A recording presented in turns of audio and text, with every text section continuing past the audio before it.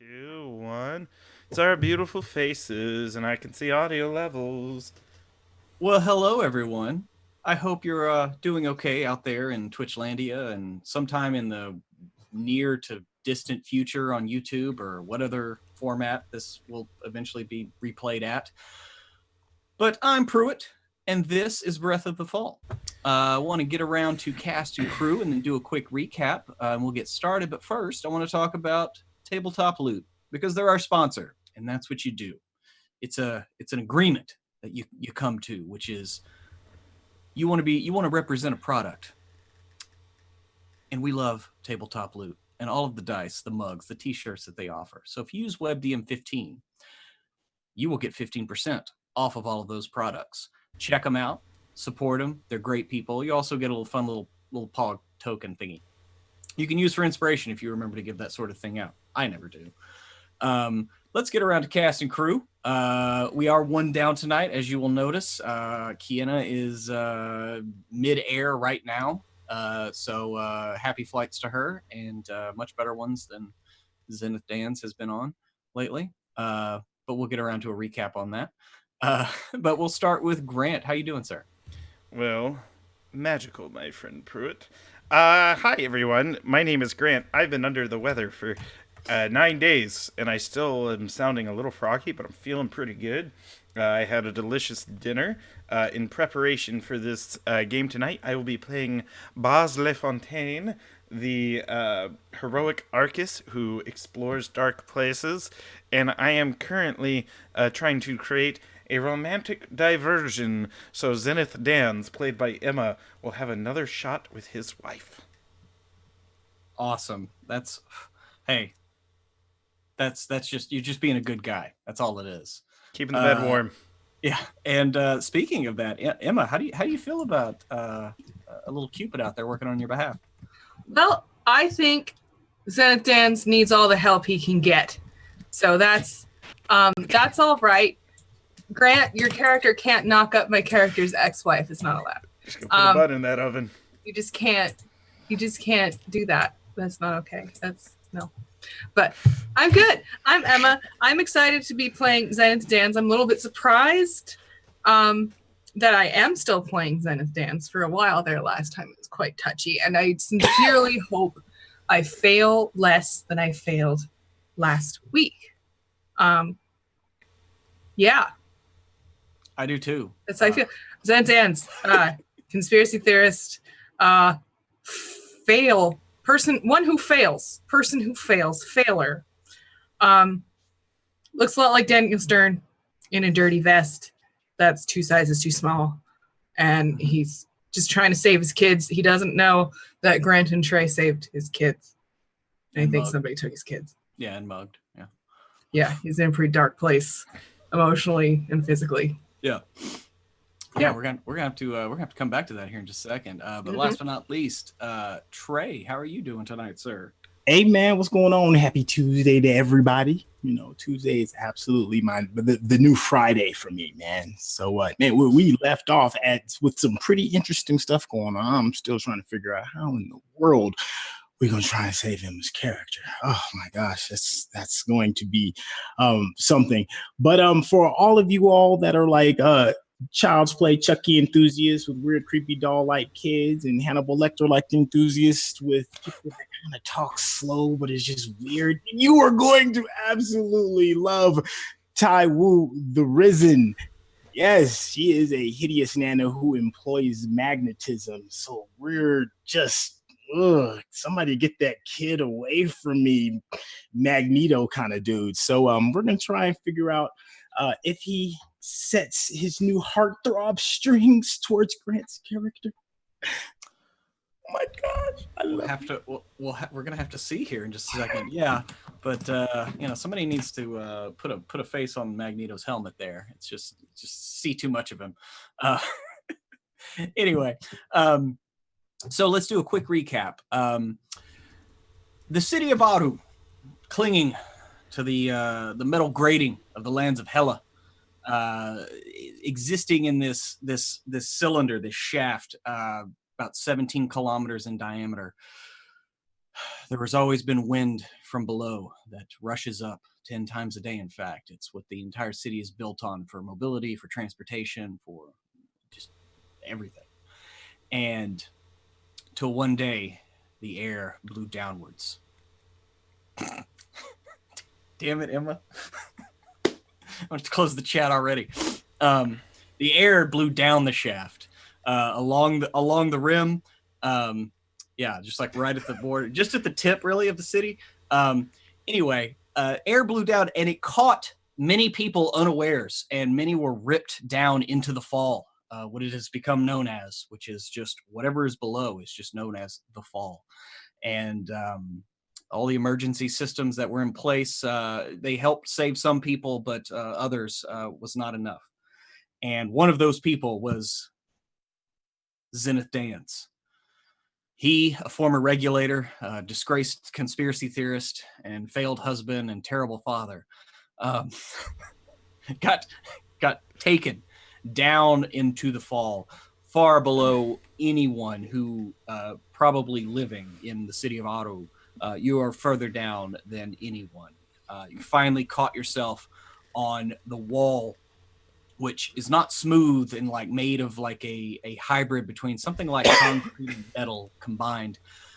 It's jagged, it's scrap, it's secondhand. It's been created from the same thing that the city of Ottawa was created from scrap and refuse and detritus from the previous worlds. And so it's a little different down here, far away from the lights that filter down above the city of Ottawa. And that's where we find Zenith Dans, clinging with no way of getting back up. All you need is like a parachute or a wing, really, to catch the next wind. But haven't found anything just yet. Meanwhile, up in the city of Ottawa, Zenith Dan's children were falling as well.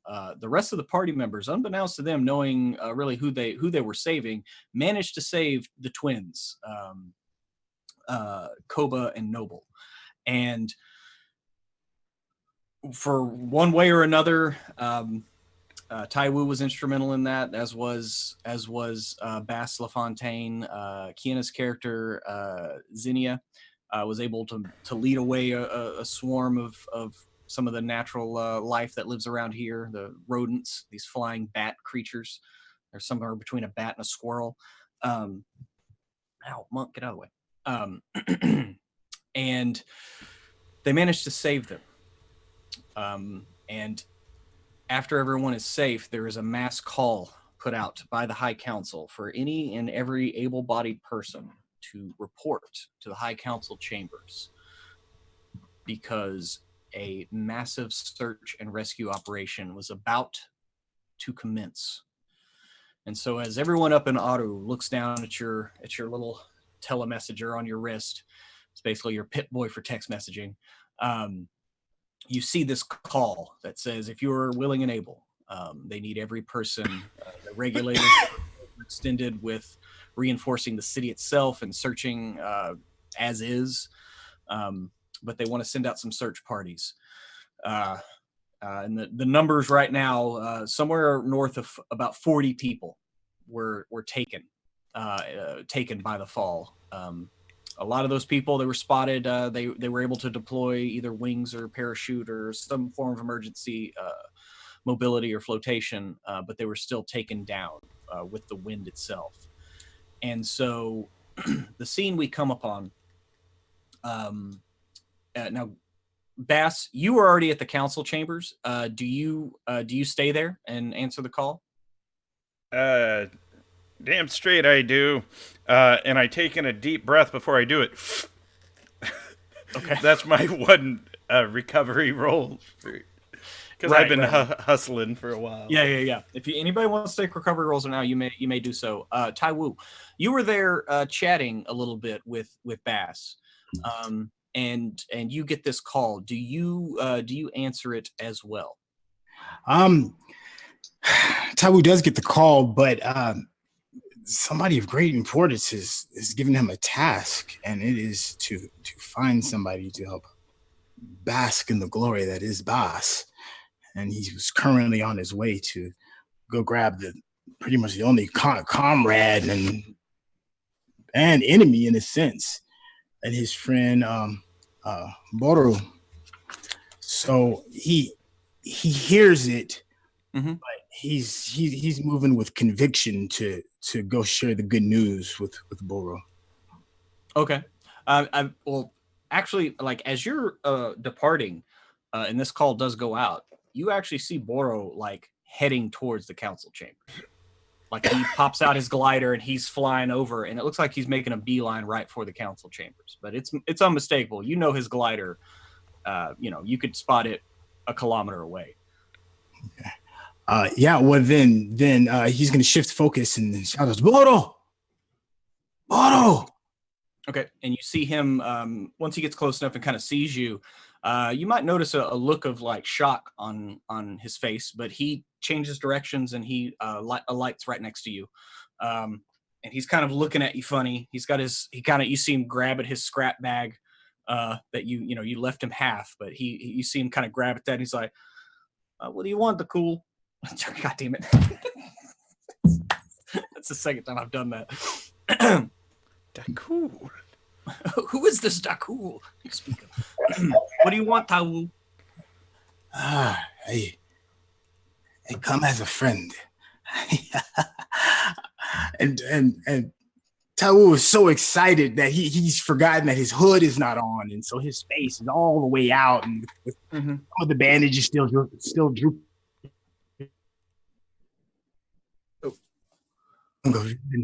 Oh no, Trey, we lost you there for like a few seconds. Am I still there? Yeah, you're here. Still got me? Okay. All right. I am no longer risen. I have been chosen to be part of the fallen. And you must come with me right now. So we all can be blessed. Drop everything you're doing. Come with me right now. And he's going to move towards him as quickly as possible, and try to grab onto him. Or if he's floating, then he's going to try and pull him towards him. Okay. I mean, you reach out to try to grab him. I mean, like you can tell he's probably, whether you notice or not, a little uncomfortable. You said your hood was down, and so you can see him not like he just kind of like looks around, looks at the ground. He doesn't really look at you.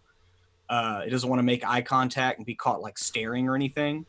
And so he's kind of just like trying to just be like, okay, but he's also a little confused. But when you like reach out to try to like, embrace him, I mean, he does like, what do you, what do you want? I mean, what do you want from me? And how much is it going to cost me? It will cost you your faith. Your faith. That is it. Look. Oh, this is that religion thing you're talking about where you're all like the fall is like whatever. I listened to your whole pitch before and it's nice. It needs a little work, but I mean, I've never really ascribed to it, and it's okay if you don't believe. Just come with me and he will explain it all. Just come with me. There could be food. It could be money. Okay, now you're speaking my language. All right, you got 5 minutes. And he follows you in, or follows. Are you going to Bas, I would assume? Yes, absolutely, with haste. Okay, so you're heading in. Bas, you're inside the council chamber. Mm-hmm. And it looks like there a lot of people are filtering in. You know a lot of these people. Most of them are scrappers. There's some former regulators that did their time and now have kind of moved into more private life, but they've come back. Mostly everybody here who has their own rig to move about, to glide. A couple of people that have their own blimps, but all the who's who of the big movers are here, and they're all kind of, there's a low murmur as everybody's like, oh, what are they gonna do? Like how are they gonna split us up? What's hazard pay? There's a lot of people wondering like what they're gonna take. Does anybody really believe that they survive that? And there's a bit of a hubbub, and you kind of see the crowd being parted a bit. You can't really see what's parting it until Tywu gets a little closer, as he's kind of like shoving through looking for. But you see Tywu like moving through the crowd. Looks like he's heading kind of roughly towards you. I'm shocked that he didn't take himself out to a stupendous feast, a repast with the money I gave him. However, I'm actually more proud that Tywu is here and answered a call that went out to the entire city and put appetites till later. I motion for Tywu, he who is called Fallen now, to stand near me. I'm not going to turn this into some political thing where I'm seen, helping the kids and. Well, I mean, yeah, you. You see Tywu come up, and there's another kid in his wake. Another kid. Maybe you've seen him before. Not sure, but he's kind of looking at Tywu, a little skeptical, and he's like, "This the guy?" This is him. Yes, this is him, bro. This is what I have been trying to tell you over and over. He has been chosen by the fallen. So he said you're gonna like reward my faith. What does that even mean? Yeah, here's what I'd like. So I rolled a die just because I don't know this kid, and it was gonna be odds I don't like him immediately, evens I like him. Well, I don't like him immediately, and could you give me an intrusion, even if there's no XP on the right? I almost want there to be some beef between Boro and me in the past. I mean, there's kids around this neighborhood where like, yeah, you're the one that was yelling at my dog. It's just one of those things. It doesn't have to be a major thing, if you'd like. Tried to steal your bike. I'm kind of asking for a social intrusion. No, and I rolled one up. I drew a card. I'm trying to think of how to work this in. You stole my wife, you little. Yeah. This kid just like you've known him before. You've seen him around. He just never like. I'm changing what this. This says he's hard of hearing, but no, he just doesn't listen to you. Like he's never once hard of head. Yeah, he's hard, very hard of head, and he thinks he knows it all. He's like 10, 11. He's a little about the same age as Tywu, but he's seen it all. He's heard it all. He doesn't need anyone to tell him how to live his life, and so yep. He doesn't listen. He's like, oh yeah.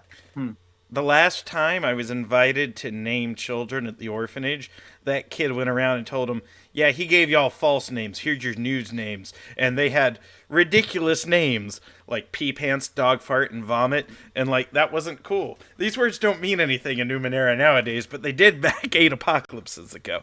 I kind of see him. And I'm like, are you? Boro, it is.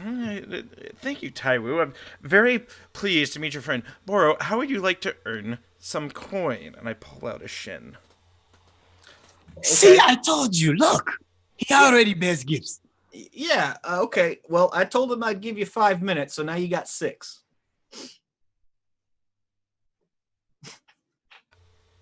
How would you like to earn 3 shins? This is real money. This is Monopoly money. I don't even know what that is. You're always using those words to confuse me. I think you do it on purpose, honestly. Well, I honestly do, but Tywu would not.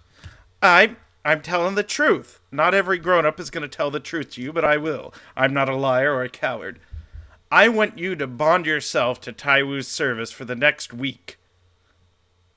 For 3 shins. Yeah, that's fair wage. I mean, I'll do it for 3 shins a day. You're not even union. I wanted to see if I can negotiate. Freelance. That way you don't have to pay the taxes. I'm not going to report it. Why are you haggling? Why are you haggling? Tywu, we need friends. I appreciate the chutzpah that this child of Aru has, and I'd like to make a deal. I pay you half now, which will be 3 shins. Then I'll pay you 3 more when the job is done. And he kind of looks at you and looks at Dakul. God damn it, it's Tywu. Cool. I think it's just the 2 syllables and it ends in an oo. And you know, anyway, sorry. And he looks at Tywu. And I get all of it, right? And then he kind of like narrows his eyes at Tywu when he says that, but he's clearly talking to. But keep your mind on your own pay. You do get this payment.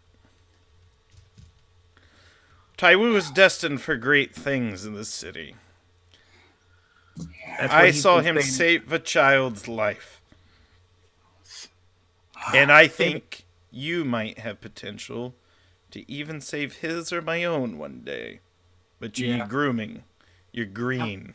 How much did you pay him to save the kid's life? I did not pay him anything to save the kid's life. He did that on his own.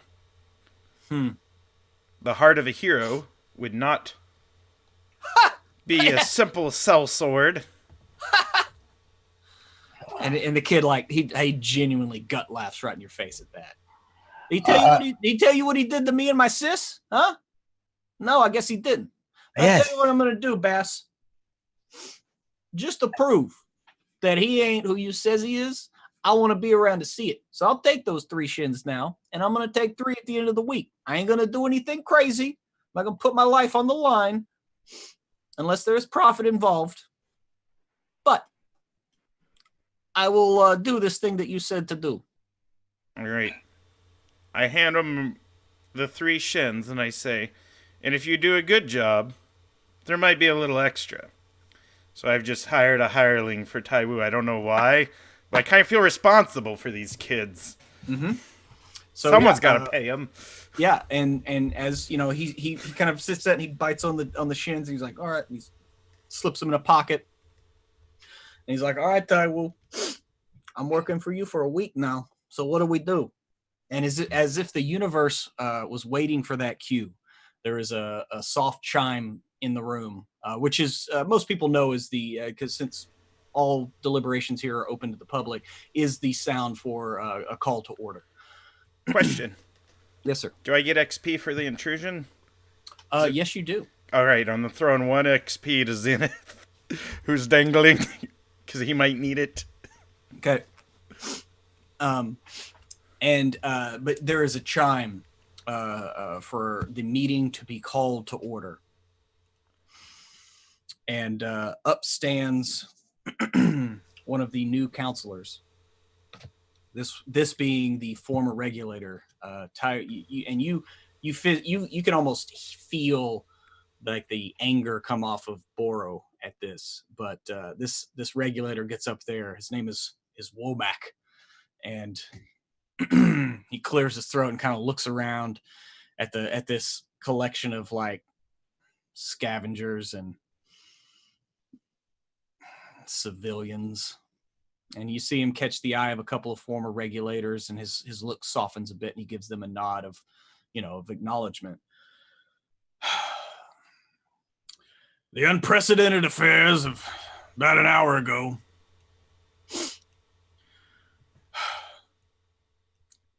are terrible to say the least.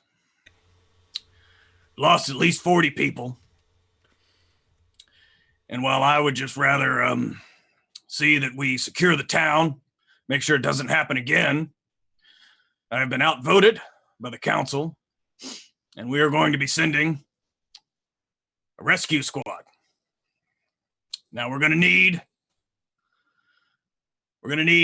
plenty of people. We're going to need to break y'all up. We're going to set coordinates, quadrants, so y'all can go down and try to recover some of our people. I cannot impress the danger of this. The fall is deadly. There are things down there that would chew you up and spit you out.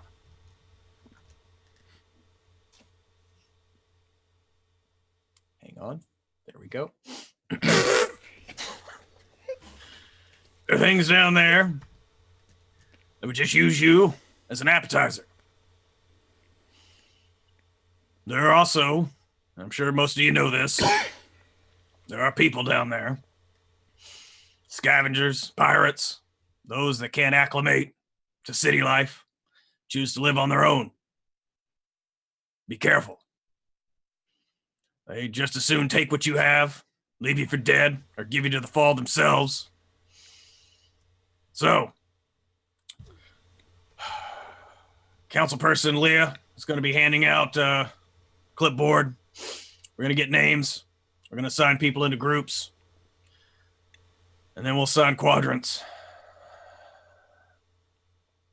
Just come back alive. Don't do anything heroic. We're here to save people, not make more casualties. And with that, he just kind of like nods and steps down, and there's a gentle, like, and no pay was mentioned or anything like that, which half the people that are mostly scrappers are kind of grumbling about. But you can see Councilman Leia moving around, grouping people up. And you can tell, like, she's just asking, hey, groups of, 6 to 8, blah, blah, blah. Please make your own groups if you can. Make sure people can move around. And she begins moving around, and she comes around to you, Bas. Oh, Mr. LaFontaine, it's good to see you here. It's always nice to have an optimistic voice in these dark times. Pleasure is mine, Leah. My voice is optimistic, for it only speaks the truth. And Bas, from behind you, you hear like a loud, like very sarcastic, ha ha! Now listen. And this very large, wide shoulder. He's got a shirt kind of buttoned up halfway. He's got a couple of necklaces made of very fine scrap. He's got a big, large hat. He was a former councilman. Listen here, Burglecut. Sorry. Yeah. Everybody knows who Randy Falcon is. And, of course, he's here. And he kind of, like, saddles up next to Bas. And, because I assume Bas is a little thinner on the thin side. Yes. I mean, you're Patrick European Stewart, fit. Yeah, European fit. Yeah. Yeah, this guy, he's like a wrestler. Like, he's a big, loud, gregarious, and he kind of, like, gives you a big side bro hug. Bam, bam, Bigelow. The truth, he says. The truth. Oh, that's sweet. That's Bas. I love you. You know that. When I was counselor, this sort of thing probably would have never happened. But who's to say? I don't know. Of course, you would not know what would have happened when you were a counselor. You never attended to your duties. You were delinquent, ill-tempered, poor at your job. I'm a man of passions, okay? Some see it as ill-tempered, some see it as erratic, but I'm passionate about the people of Aru. And everybody knows it for my free soup kitchens that are on every week. I feed a lot of people. How many people do you feed, Bas?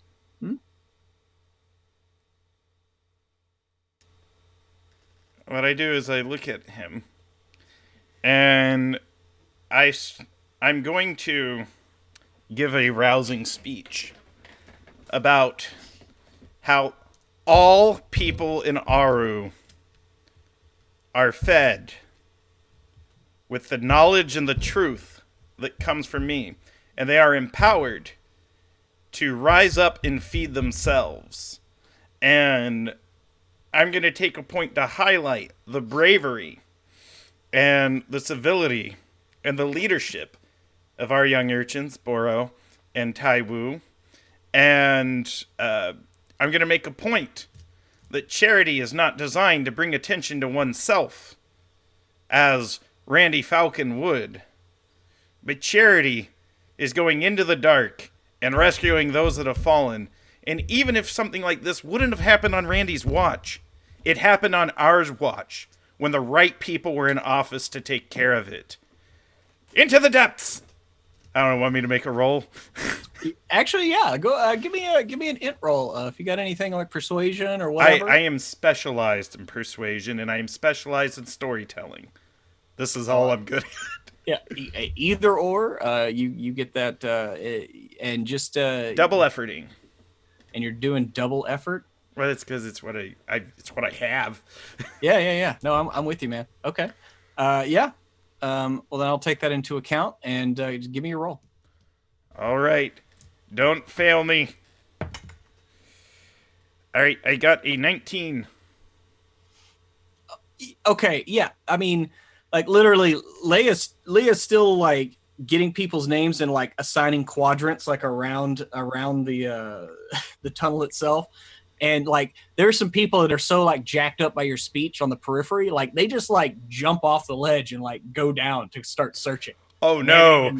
they've even been given orders, and it's just a few of the more hotheads. But like there's a general sense, and like Randy, he kind of like you see him look at you and give you just like the ever so slightest nod of just like point to you, my friend. And he kind of you see him backing up into the crowd as everybody's kind of gathering up around you and slapping you on the back and everybody's wanting to be in your group. I'm setting up the assassination attempt where Bas Fontaine is found dead, just like that contact he was supposed to meet. It's like, yeah, I love it. It's almost one of those things too where I kind of want to tell Randy I'd be honored to serve with him. Mm-hmm. Yeah, you can tell he doesn't give you the chance. Like he sees that you've won the crowd over, and he goes ahead and withdraws for now. As you see him back up, and you even see him like back up and like out of the room as the crowd kind of moves around, and he's like leaving. Like I said, everybody wants to be in your group, but as you're kind of standing there, and Leia's assigning some people to you. And just making sure that everybody like you. Do you have a glider? Do you have a mode of transport? A parachute? Any? And she's just kind of moving around asking. That's when the counselor, Regulator Womack, he comes up, and as he comes up, you see him like narrow his eyes at Tywu and Boro, and he gives y'all a good like 2-second look, and then slowly turns them. He looks very much like a looks very much like Ty Sol from Battlestar Galactica, the XO. He has that look about him, heavy droopy eyes. He's balding on top. He also is more fit. He's career military man. He's been in the Regulators his whole life. And, he's got a bunch of ribbons and stuff pinned to his chest. And he's always given Tywu and all the freelance, like, kid scrappers a lot of shit. I mean, he thinks they should be, banned from scrapping. They're just getting in the way. But he comes up to you, Bas. Maybe we should get you for recruiting. Tell you what, LaFontaine, that speech was so good, I think I'm going to accompany you down. How's that sound to you? I'm not going to roll on the D10 to see how hot he is.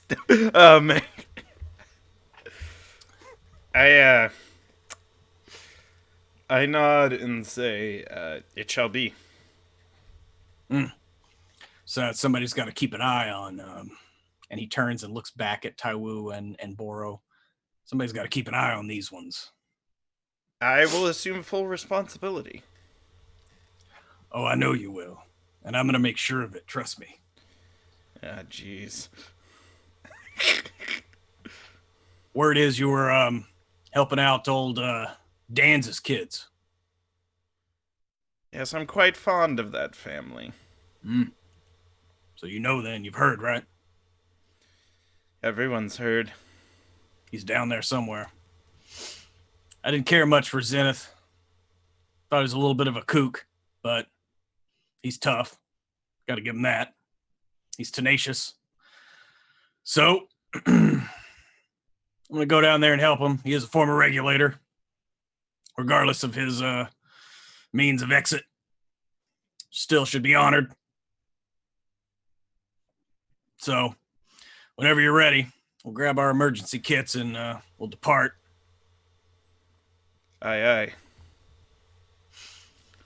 And somewhere far below the city of Aru, somewhere far below the light that illuminates it, down in the dark recesses of the fall, a certain Zenith Dans, who has traveled far, much farther than anyone, clings to a wall that is more scrap and refuse, really, finding a nice little like a hollow where you can almost sit down, but you can at least kind of rest yourself, kind of pin yourself in there, so you don't have to like hold yourself up and give yourself a rest. So by all means, if you want to take a rest or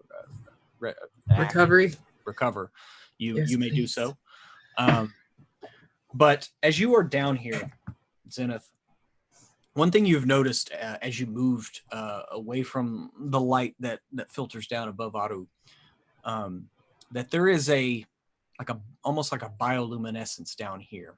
It's not all encompassing, but there are certain patches as you look down and look around where you can see pieces of the wall down around to the right or left, above, below you. You could almost say that you could make out something across the way. Like, this tunnel is pretty much about the same diameter, probably around 17 kilometers, but there are lights. There is life down here, which is something that you knew as a regulator. You've been down before. You know that there are just outsiders, exiles, scavengers, pirates, whatever you want to call them. But they live in various pockets down here. And while nobody's ever come down to check how many there are or anything, that's one of the reasons why people don't come down here. And so you find yourself in and amongst, you're not sure what, but you do hear the sounds of life around you. Every now and again, there are little calls out in the darkness. You see some bloated like squirrels floating by at one point in the distance, much bigger than the ones up in Aru. But what is Zenith Dan's focusing on right now? As you're sitting here, what's Zenith's plan? Start climbing up, find a way down, find a way around. What is Zenith? Zenith he wants to get back up. Yeah. He is there's some part of him which is curious about this place. Since it's the place that the regulators very much don't want people to go. But he wants to get back up because to him, he thinks that his children are in danger. And so he is trying to figure out how to do that without getting killed by creepy bloated squirrels or falling more. Yeah, I was going to say, like, as you're kind of sitting there waiting below you, probably about 20, 30 feet, you see a pack of these things. And when I say much bigger, like the ones down up in Aru, they're about squirrel size, but if you were to inflate them, so they're about, a small balloon. These that are floating below you right now are probably about 4 feet in diameter, each of them. As there's just these bloated, like, and you just kind of hear them kind of let out these weird rasping like calls. And you can hear the escape of like air when they do it. And it's just kind of like this breathy call. It's very creepy. And it looks like they're just kind of like floating below you. There's probably, there's about 5 of them. And has Zenith ever heard this before? You've never seen ones this big, but that is because all the wiring and the things they like to eat to do this, to be able to do this, is it's kind of them breaking down like wiring and rubber and everything like that. Electrical components like that causes this reaction and allows them to kind of expand. They don't really have much access. Now, what you've seen here in this hollow, you actually look around, you look at those things and look back. All scratch. It's scratches and teeth marks. And it looks like this hollow is only here because they ate like pieces of the wall out. So they have unfettered access to scrap and reusable components. So all they have to do is find a batch or a group of wiring, and it looks like they can chow down. So it looks like they can get much, much bigger. And like I said, there's about 5 of them about 30 feet below you, just kind of floating by. Looks like they are, it's hard to tell their mood. They're just kind of floating along, but they're in a group. Smaller ones. Are smaller ones aggressive? That he's seen before? Well, you've never seen the ones you've dealt with. They aren't really aggressive. They usually just run away. I mean, just like most rodents, like once they're found out, they just kind of scoot away. Yeah. I mean, again, you've never seen ones this big, so you're not sure how they would react. Do you just let them pass by?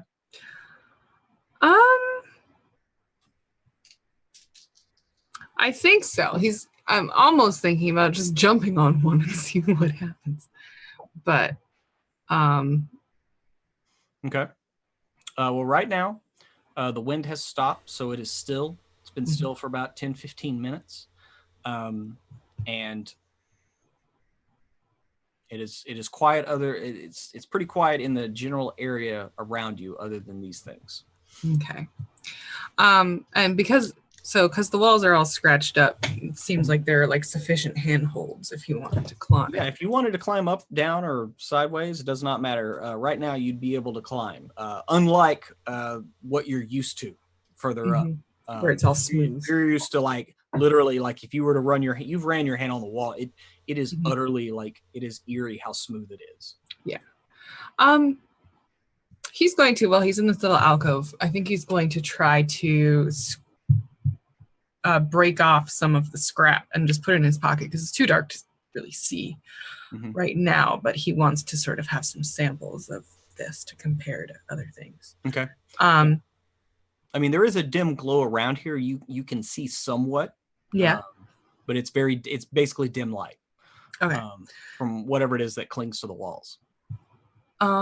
Well, he wants to try to see if he can get some of that and put it in his pocket too.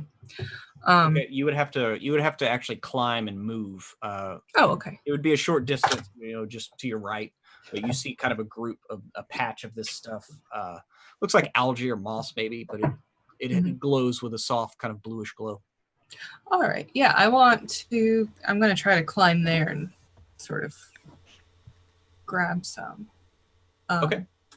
Go ahead and give me I believe that is a might roll. If you're trained in climbing. My flex skill right now is like balance. Would that do something? Would that help? Yeah. Since you're climbing laterally, it's more just about finding the right foothold. All right. What level? This is going to be a level 4 task. Okay. Roll a nat 20. You rolled a nat 20. Okay. Yeah, you scamper over there with ease. I mean, it was literally, it's almost like one of these things chewed like corn on the cob around the wall almost all the way, as there's perfect handholds for you to just kind of, you get right over there.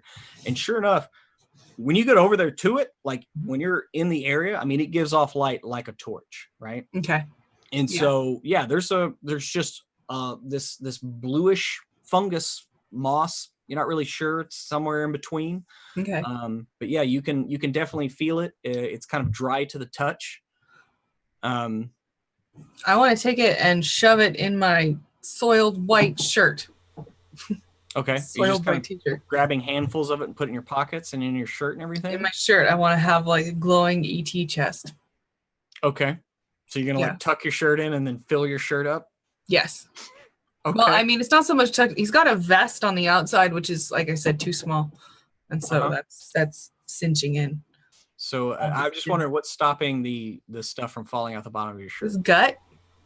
Okay. His Daniel Stern gut. Okay. All right. So you take a bunch of this and shove it down so now you have basically like chest hair that is glowing blue algae or fungus. Yes. And it's my second character that's got fungus all over his body now. Yeah, you have a whole thing with that, with body fungus. I do. Um, As a character thing. As a character thing. right. Right. And as you get over there, it looks like your motion has drawn a predator. Okay. And you have seen these things before. Mhm.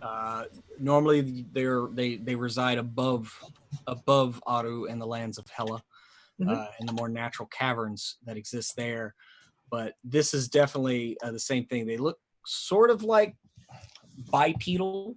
They cling to the walls. It's something looks something in between like a dog and something more arboreal, like where it's like a dog that has like actual like arms that can move around.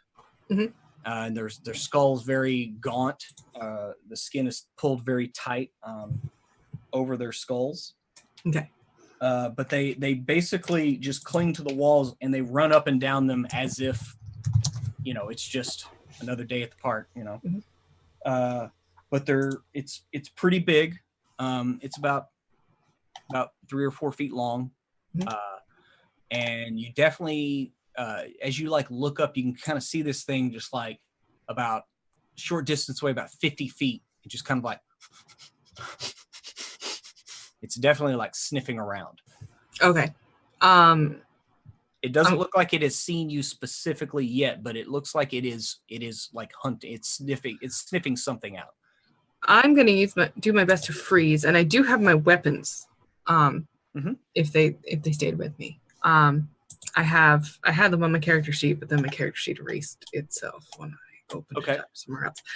But I've got like 2 of like the Numenera, like basic book weapons, like basically the crossbow and like a double-bladed knife.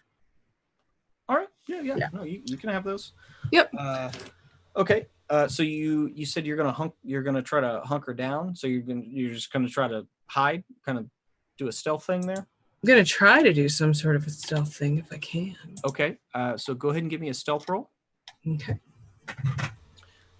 This is going to be a level 5 task because you can tell this thing has very large like nasal cavities, and it's just taking in a whole lot of air when it's taking a breath. So and he hasn't had a shower in a day or 2. Yeah, it's true. Although I will say, since you did say you shoved a bunch of moss down your shirt, we'll give you an asset on the roll from the moss covering your scent. What pool would this be? I believe stealth is that speed pool or is that intellect? Circumstantial, depends on how they're trying to be stealthy. I mean, you're not really moving, so I would say this is more of an intellect-based roll. But if you're trained in stealth, it would help. Nope. Not trained in stealth. Okay. Other than that, you have your asset from the moss, and you can use effort. So level 5. So the moss brings it to a level 4. Okie dokie. I'm gonna put 1 level of effort in that. Okay, so that brings it to a level 3. So you need a 9 or better on the die. Alrighty, sounds good. 15. 15. Yeah, you basically just you have like a little divot there where you were digging some moss out, and you just kind of like lean into it. I try to shove all my moss to the front. Yeah, shove all your moss to the front, and you kind of look there, and you see this thing sniff, and like it gets within about 15 feet of where you are, above you, and then it kind of scampers off, continuing the direction that you were moving to get here. It goes that way. It kind of like pops its head up as you hear like a noise or something off in the distance, and then it kind of just runs along the wall. You just hear bits of scrap being kind of ripped out as its claws kind of cling to the wall, and it moves around. But you have avoided the beast for now. Good. And what direction do you want to head? Unless I see anything compelling, I'm going to try to move up. Okay. Just give me a perception check. Okay. Just kind of look around, see what you see. 9. See 9. There's some glowing moss. This thing runs over. You see the bloat squirrels, which is what I'm calling them right now until y'all give them a better name.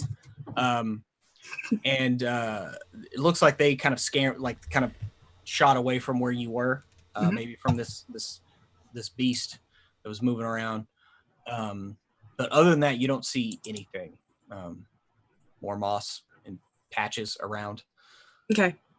I'm just going to move up then. Okay. Go ahead and give me another climb check, and then we'll cut back over as you begin moving up. All right.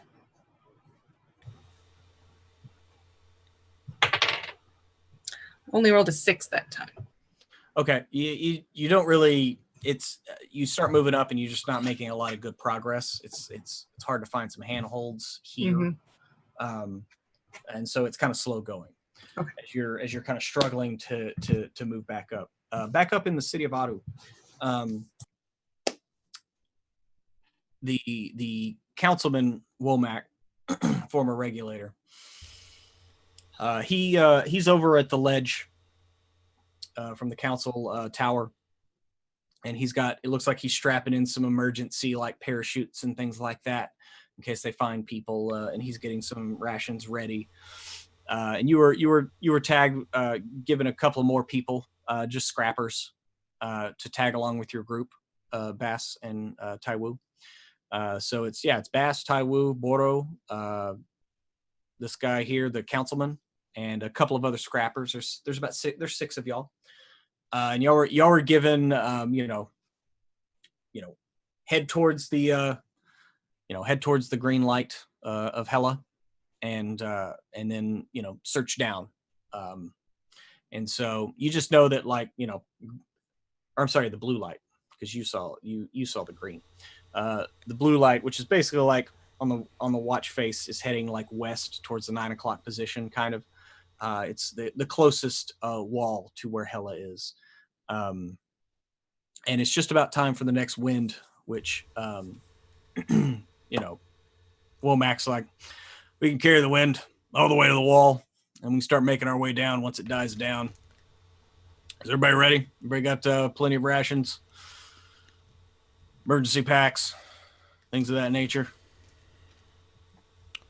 I doesn't quite fit the setting, but I imagine Saul from Ocean's 11. I pull out like a Rolaids and just for my ulcers. Had to go down in the dark before and just take my Tums. Good. But you're the one that supposedly came from there. I did. What are we going to find, oh wise man? And there's only a faint bit of playful sarcasm in that. I look at him with a look of a man that has seen many, many things, many scarring and painful things. And then I kind of change the expression to one of hope. And I say, salvation. And I lead the charge down into the depths. Okay. Yeah, y'all, you catch the winds, and everybody follows suit. Tywu, you see Boro jump off, pop his glider out, and he catches the winds. And this Womack, the regulator, he has basically like a automatic grappling hook system. It's very much like the 3D gear from Attack on Titan, and it kind of shoots up and grabs one of the rungs of HEl-A, and he kind of swings and catches the wind with it. These kind of baggy pants that catch the air on the upswing, and another shoots out and grabs it, and the previous one releases, and he swings forward. And everybody has their own kind of mode of transportation. One of the other scrappers with you, he has kind of like a very large, almost like a giant dress blimp thing, where he just kind of like hops out there and it catches the wind, and he just kind of floats and he tilts forward, and you just see him kind of just catch the wind and float forward. But everybody is following Bas as you're heading to your assigned quadrant. I wanted to add, to Oh, go for it. Oh, I just wanted to add to the theme of the scene that this is probably the first time and God knows how long Tywu is showing like real joy. Like he's really excited. He looks, if you can get past the scars and the hideousness of it all, you could look into his soul. You could see he is really happy. He's with somebody that's been close to the fallen god. He's getting closer to the fallen god himself. He couldn't be happier. Awesome. And yeah, everyone else, the scrappers, they're kind of excited but a little nervous. But Tywu, you would see that Womack, the High Counselor, the Regulator, you can see him. He's there, and he's constantly like, as he's swinging, looking around. He's watching you. He's watching Boro. He's watching Bas, and he just, as he's surveying the land around him or the air, his eyes never fail to come back to y'all as he completes his circuit with his eyes. And y'all begin to descend. It's right about when the wind dies down. Y'all reach the wall itself, and where the lands of HEl-A meet the smooth wall of the cavern itself. And you see a light in that wall. It's rather large. It's probably about maybe a foot or two in diameter, kind of a bluish bulb that just kind of pulses on and off in a very steady rhythm.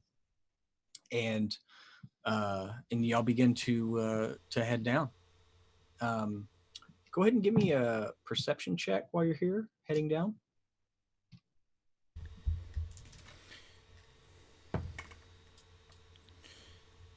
I got a 12. 17. Okay, 17.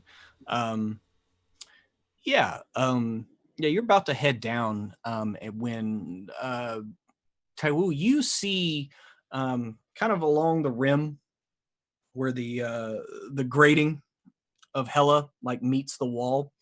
Along this rim here, this is where this pulsing blue light is, and you're about to head down about 100 feet to one side of that light.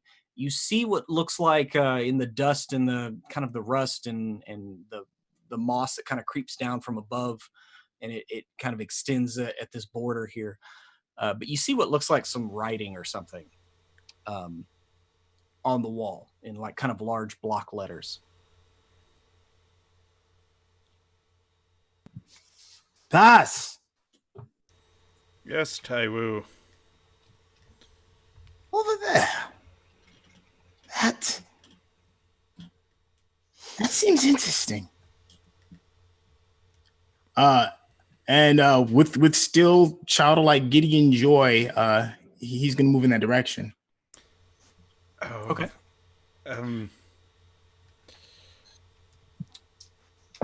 Tywu, we're supposed to press toward the mark, but I'm gonna have faith in your instincts. Come, Boro. Let's head that way. Okay. Yeah, and so the three of y'all kind of converge on the spot that Tywu points out. Womack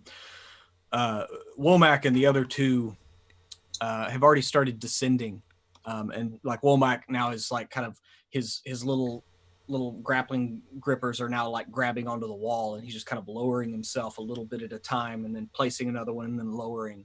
But he kind of looks up, and he sees y'all like not descending yet, and he just kind of calls out, "Snap to! We don't have much time."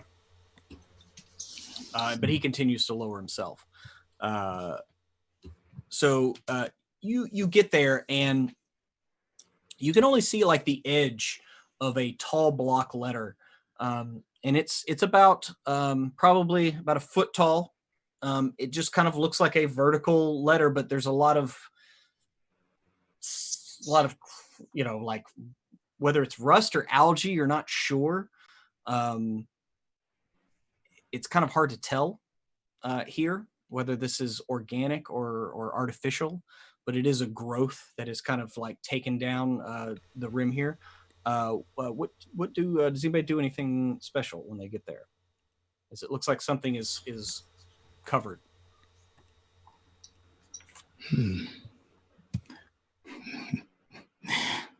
If the fallen has taught me one thing, there is always something to be uncovered from his gifts. He's going to move even faster to try and see if maybe he's still, even though he is impressed by Bas, he's still, a hustler. So he's going to see if there's an opportunity. Okay. Yeah, I mean, y'all are just kind of standing around here, looking at this like foot tall block lettering that is mostly covered up. You can just kind of see like what looks like the first letter, and it's like a vertical something. So what do you do? He's gonna start tearing down whatever that rust or whatever. Okay. Yeah, you start kind of tearing He's at gonna it make with an attempt to try and tear it down. Yeah, you start kind of tearing at it with your fingernails or, some rags or whatever, and you can quickly tell it is something like on the wall itself. It's you're gonna have to do something else to try to get it off. You can't just wipe it away.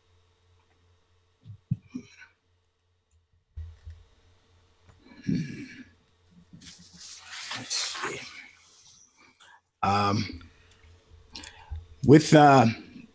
With his gifts that he has towards magnetism, would he be able to sense an ability to maybe pull? Because that is a much stronger strength than his physical body can exert from trying to pull the stuff off of it. Okay, I mean, you can do that for free, pretty much, right? Yeah. Yeah, you try to pull at it, and it doesn't come off the wall.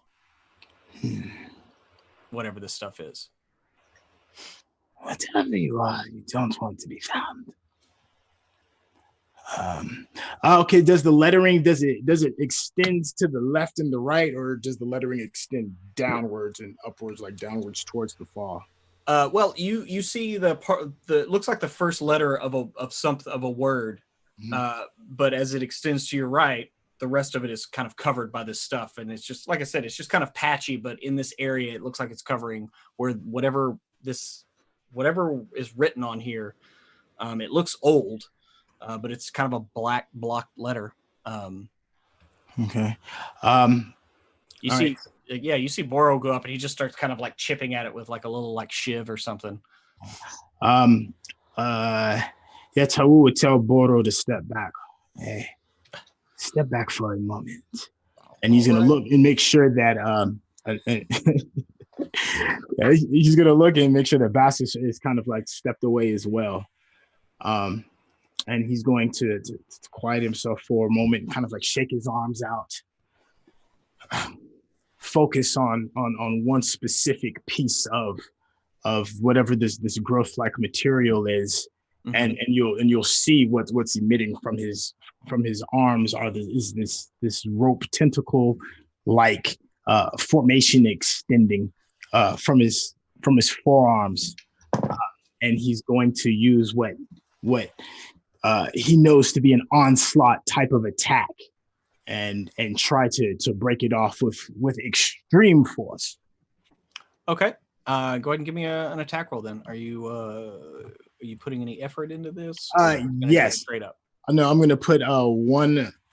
Well, this seems pretty strong. If I do 2 levels of effort, that's what 5, 6, 7. I'm sorry, I'm trying to get the math right. I've got one level of effort with intellect already, with a speed edge of 2. Excuse me, with an edge of 2. So 2 levels of effort would be plus your power is what? Yes. Is what 1 int for your power? Yes. Okay, so that'd be 6. Okay. Minus whatever edge. So that'll be 4. Okay. All right. So yeah, go ahead and give me that roll then. 18. You rolled an 18? Yes. Okay, yeah. So Tywu, what does it look like when you extend your hand? Does this just come out in a whip? Does it come straight out? What does it look like? With oh man, I forgot his name on the X-Men. Oh my gosh, damn, I can't think of his name. Well, anyways, it'll come to me later. These Magneto.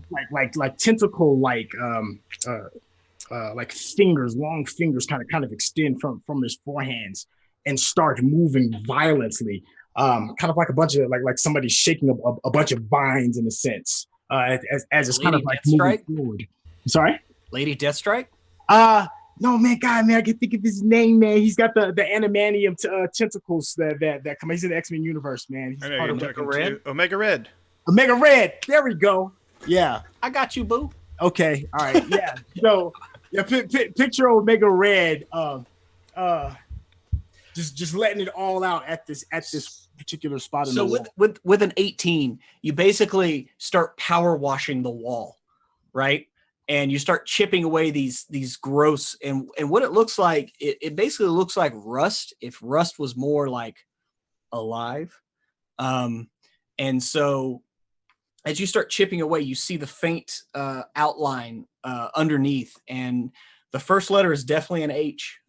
The second letter is definitely an E. And that's with that one burst, you uncover, and it looks like the word keeps going, but you uncover the letters HE, and there's still some more. Yeah. So the treasure. His life has been about treasure hunting. He's focused. So Tywu is not going to stop. He's going to continue to uncover more letters if that is still a part of our turn. I think I'm going out of turn, maybe. We're not in combat. I mean, like Okay.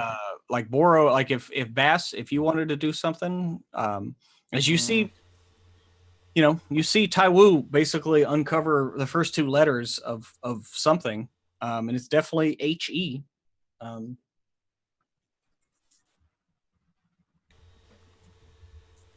I went to try to assist in uncovering the others. So is it like covered with a bunch of wreckage? It's covered in like basically like a rust, like a creeping rust almost. I mean, it extends down from the grating itself, and it's at the edges of the grating as well.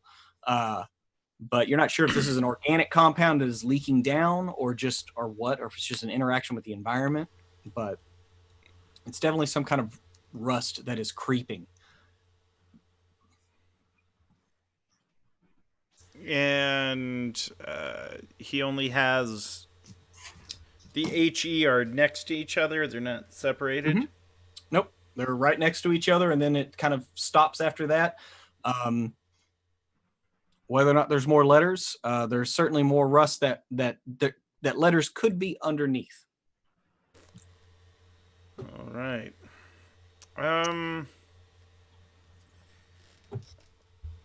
All right. So I'm good at trying to figure these things out.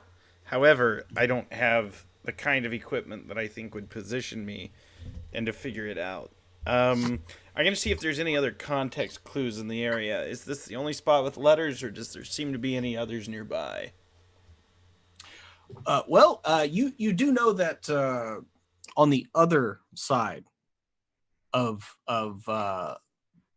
the immense like space, on the other wall where there's the red beacon, that is where it was discovered, where it basically says HEl-A, and that's why they call it the land of HEl-A.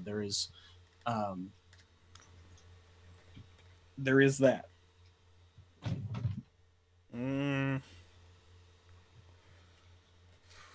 I want to see if I can sponge off some of this rust. I'm Okay. gonna give it my best. So I essentially have the equivalent of like a dungeoneering kit. Yeah. In Numenera, because I explore dark places. Oh no, you would totally have a kit for like cleaning old ciphers and stuff and getting all crap. Yeah, you totally would have like a kit for that. Whoops. All right, so I'm gonna try to do this. Nat 20. So that's about as good as I can get without spending any effort, and I am trained in this. Okay. Yeah, Tywu, you blast off the first two letters and you see HE, and then Bass comes over and he pulls out like an onion or something and like starts scrubbing, and you see this stuff almost dissolving away, this creeping kind of growth, and it reveals 2 more letters. And what you see before you are the letters HEl-A. Hepatitis, run! In big block letters, about a foot tall, and it just says that's just what it says near this beacon light. I wonder if am I familiar with anything that might have, because I've done a lot of reading in the libraries about the lore. I'm the local storyteller. Do I know anything about this? And I'd get a major effect. If my major effect is just getting the whole world or word revealed, that's fine. But yeah, I'm trying to think. Would I know anything, or am I able to try to recall? Yeah, if you want to make to recall a bit of knowledge, you definitely hear the clang of Regulator Womack and his grappling arms coming back up the wall. Mm-hmm. As y'all are kind of uncovering this. I spent some effort, and I got a 13. Mm-hmm. You have seen this word before. You've seen it in old tech manuals. You're not really sure the connotation for it, mm-hmm. but you know that you have seen this word before in other tech manuals for like past pieces of technology for like, cleaning, things like that. But the exact context of it eludes you. You just know that you've read this word before.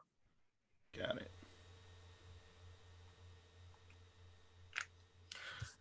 And it's about that. Has Tywu run across this word? I was going to say, has Tywu run across this word before in his history of all the scrap pieces of whatever the fallen has blown up? Has he ever seen this before? Could I familiarity? I would say you could give me an int roll. It's going to be pretty high unless you spend a lot of time in a lot of libraries, mm-hmm. like Bass has. Nah, because that's literally his thing. Like, it would be very hard for you to. I mean, you could always roll, and we could see. But yeah, it would be just a shot in the dark roll. Let me see. Wow, and that's a 3. That's a nope. All right, well, Hepa, man. Says Pepsi. Takes a swig. Womack gets up there. I'm a Coke man, you know that, Bass. And but as y'all are kind of looking at this, trying to figure this out, the High Councilman, he gets up there and he's like, "What in the hell are y'all looking for? We're here looking for survivors. You gave a whole speech about saving people, and now you're just staring at a wall. Bass, come on. We need to save these people." Come, Tywu. Let us onward travel. Tywu sits there just stumped, and then he lets it go. Okay. And then he's gonna playfully kind of like slap the back of the head of Boro, because that's kind of like how they get down. Mm-hmm. And be like, "Come on." Because I work for you don't mean I got to take abuse. Or file a complaint with HR. And Womack, he says, "Well, now we got to make up time. We should free fall for a second or two." And you see him kind of push off from the wall and detach his grappling hooks, and he literally just starts falling. Petty plays. Mm-hmm. Yep. Emma got it. Mm-hmm. Whether you want free falling or learn to fly or Last Dance with Mary Jane. I have a whole story about that song. It's really weird. I'll tell you all later. But yeah, you see him. He basically he's like, "Hey, we should free fall for a second." And then him and the other 2 scrappers both kind of detach or retract their gliders, and they all kind of fall for a minute. And you see Boro kind of does the same. He just kind of goes into a dive for a little bit as y'all begin to tumble away from the city of Aru and down into the darkness. Cutting back down to Zenith, France. I almost said Dennis, France. And you are just struggling to climb. You're not finding really good handholds. He's red and sweaty in his frizzy Daniel Stern hair because he's not Dennis France. Yeah. No. Don't want that. Oh no, I know. No. I will say this: you're kind of digging, and you pull out like a handhold falls away, and a piece of the wall like literally pops open. And it looks like it was like a piece of like a computer terminal, and you think like you could pull basically you could like harvest like a cipher out of this if you wanted. Yeah, I'm gonna do that. All right. So go ahead and give me just an intellect roll if you have anything like Numenera or any kind of knowledge for Numenera that can help here. I almost picked it and then I didn't. Well, so this is where you would use that. But yes. I mean, you've scavenged Numenera before. Yes, I have done that. I got a little knife. That's how I got the cipher that I have. That's not the horny ray. Oh, that one I got at the gas station. The horny goat ray. The horny goat ray I got at the gas station. It's like behind the counter. You have to ask for it. But Zenith Dan's does that with no shame. I want the extended duration horny goat ray, please. Extended. I need the extra small. Please.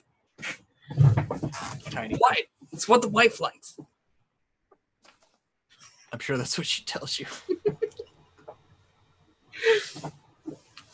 Magnum horny goat ray, please. A magnum. What'd you get on your roll? Before I say something else. So, Zenith. Natural 1, Pruitt. Are you fucking kidding? Can you use that XP, or are you just gonna accept your fate? Let me see. How much XP? I do have 3 XP left. You're about to get an intrusion unless you... do you want an intrusion? As I'm about to draw this card. Will it mean that I fall? I don't know. I haven't looked at the card. I don't know what the card says. Yeah, I'm gonna lean into this egregious failure because the last time I played Numenera many years ago, I was a big cheater, and this time I'm not cheating, and I'm showing everybody this is what happens when you don't cheat. So, are you spending an XP to avoid whatever when I look down at this card, or I'm gonna go. I'm gonna see what that card says. All right, here we go. I look pretty tonight. Okay, yeah. That's all okay. You pop it open and you think it's going to be a scrap of Numenera. And it's actually just like maybe like a safe deposit box or something like that. Like you thought it was going to be something you could use, and it literally like you broke it and just kind of broke open the box. And in it is there's a small package in this little box, and it just says on the little address tag, someone deserving. Zenith will go, I deserve this. He's gonna take it. Okay. He's not gonna open it or anything. All right. Well, let me know when you do. But yeah, it's just a small package, but it wasn't what you thought, but Just a second.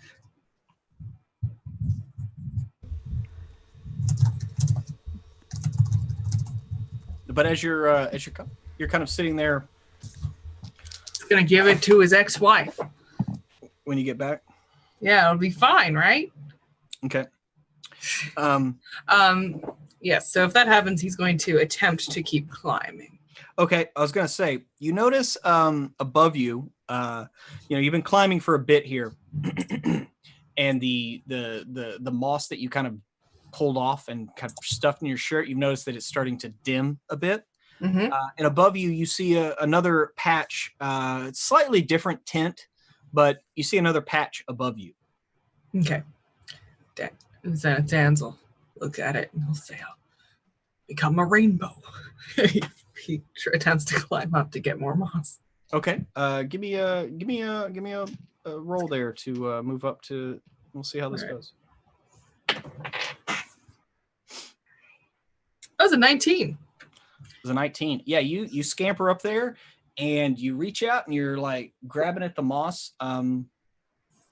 And as you grab it, you take 1 damage on your hand.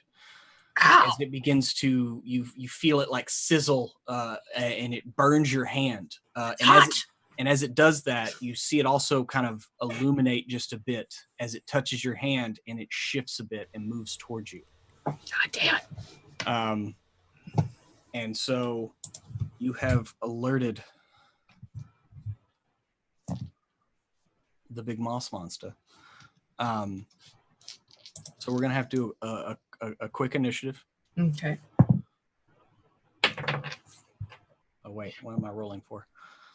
I said, why am I rolling? I have a level. So that means I have an initiative set. I rolled a 7. You go first. So yeah, this thing, like it kind of burns and then you see it kind of move and just kind of rush forward a bit and kind of move towards you at that contact. Okay. So, well, is the wind still dead? Yes. For right now, everybody here just kind of has a sense, like it's such a regular pattern. You kind of can tell before the wind is coming, and the wind is almost upon you. It's here within the next few minutes. You're pretty sure that it will begin blowing again. Okay. I guess Zenith will take his knife and he'll arm himself, but mostly he's hoping to outmaneuver this thing. He doesn't want to engage with it. Okay, so are you going to try to move away from it, or are you going to attack it? I'm going to try to move away from it, but I have my knife there if I need. Okay. Okay, so you're gonna try to climb away from it. Yes. So go ahead and give me another climbing check. Are you? I mean, this thing's kind of above you. So are you trying to climb down or laterally? Laterally. Okay. Well, this will be a level 3 climbing check. Okay. Since you're not trying to gain ground, again, there's plenty of like pock marks inside of this wall for you to move over. Your arms are starting to get a little tired, though. I rolled a 3. You rolled a 3. Okay, so it's pretty much like you just can't get anywhere. Like this thing is still moving, kind of slowly oozing towards you, and it is. And right at the edge of it, a little like almost like a pseudopod or a tendril kind of flicks out at you. So go ahead and give me a speed defense roll. Okay. This is a level 2 creature, but I'm going to say it's level 3 for this purposes because you were trying to get away and you really couldn't anyway. So it's a little hard to move. So this is a level 3, just to and put a level of effort into okay. it. So that brings it to level 2. So you need a 6 or better, unless you're trained. I got an 18. Got an 18. Okay, yeah, you managed to easily kind of scamper away, and you get a little distance as you kind of basically swing around the other way and then swing around again away from it as it kind of lashes out with a little, like I said, just kind of a little wisp of a tendril. And it's back to you. Okay. I'm going to attempt to get away again. I'm going to put effort into it this time. Even though my pools are dwindling. Rolled nat 20 that time. Okay, so that means that you get a major effect. Yeah. So, what would you like that to be? Because it very well could be that this is when the wind comes. If you want to try to catch it a bit, and you do know that you can raise a little bit with the wind. It's basically like if you got out in a big skydiver pose and splayed out as much as possible with just your clothes, you would raise a little bit. That's how much the wind is blowing. Basically, it's just a little bit over terminal velocity or a velocity of falling. And so Yeah, so basically you can just kind of fall back as the wind picks up, and it will lift you up about 50, 100 feet and past this thing. Yes, that is exactly what I was hoping would happen. Okay. But yeah. So yeah, you basically do that, and then you find another grip on the wall a little bit above it. Try to hold in my rainbow chest hair moss. Yeah, I mean, you Definitely lose do a it. lot of it Yeah. when you're all kind of splayed out there. But yeah, you're just kind of floating up there, and as you kind of grab the wall again, you see some of those squirrels kind of flying by as they get caught in the wind. Maybe some of them didn't get to a wall in time. I almost want him to like reach one and just try to squeeze it. Try to squeeze it or try to grab it? Because they grab it, and then squeeze it to see if he can. Okay. Depoofify. I don't think I'm going to do that right now. Okay. I'm trying to play cautious because I'm made of fail. Yeah. No, I understand. You failed a lot, but yeah, I mean, I'm just saying, looks like maybe those ones from earlier didn't get to the wall in time, and they're being like taken because they're so big that they're being like beach balls caught in the wind, just being taken up. So I'll try and grab one.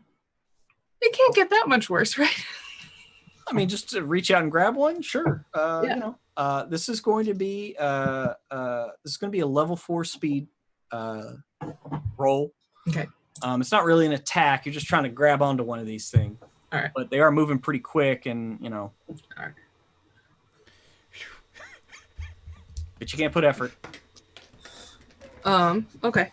I'm gonna put in level of effort. Okay. So this is level 3, so 9 or better. I rolled 4. Okay. Yeah. You just reach out and like you kind of you hit one and it kind of boom bounces into another, and they go careening up. These dice. But My yeah, super you dice. just They're nice dice. you're just kind of Fucking stuck hate there. Yep. And so we're gonna cut back up above in the y'all been falling for a bit, and you hear a call out from the high councilman. He calls out, "Wind's coming! Grab onto the wall!" And you see him like stop falling, and he latches onto the wall, and the other 2 scrappers do, and Boro does as well. As the wind begins to rush up. Y'all do know that you can continue to fall, but when you're this close to a wall, it's not really advised because, you could be buffeted one way or another, and you slam into the wall, and then you knock yourself out. And so he begins just kind of climbing down once he finds purchase on the wall. And you look down, and y'all are getting close to the end of the main tunnel itself. The smoother wall that is obviously worked. In the distance, you can see this border where the walls are made of something different, some other multiple materials, scrap. The light from above is beginning to wane. And Tywu, like you've never been this low. Boro is starting to get a little antsy. He's kind of like, you see him just keep looking up and then looking down, and he just is looking out into the darkness, and he's just wide-eyed. And he's already turned on his little lamp, so most people have like a little glow globe, so everybody's giving off a little light. But y'all are kind of standing there, climbing down, and Boro's like, "We haven't found anybody, I mean, like, maybe there's nobody over here, maybe we should just turn back." It's been less than an hour, Boro.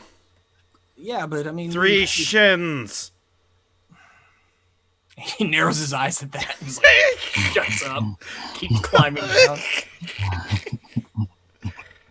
Didn't hear Tywu complain.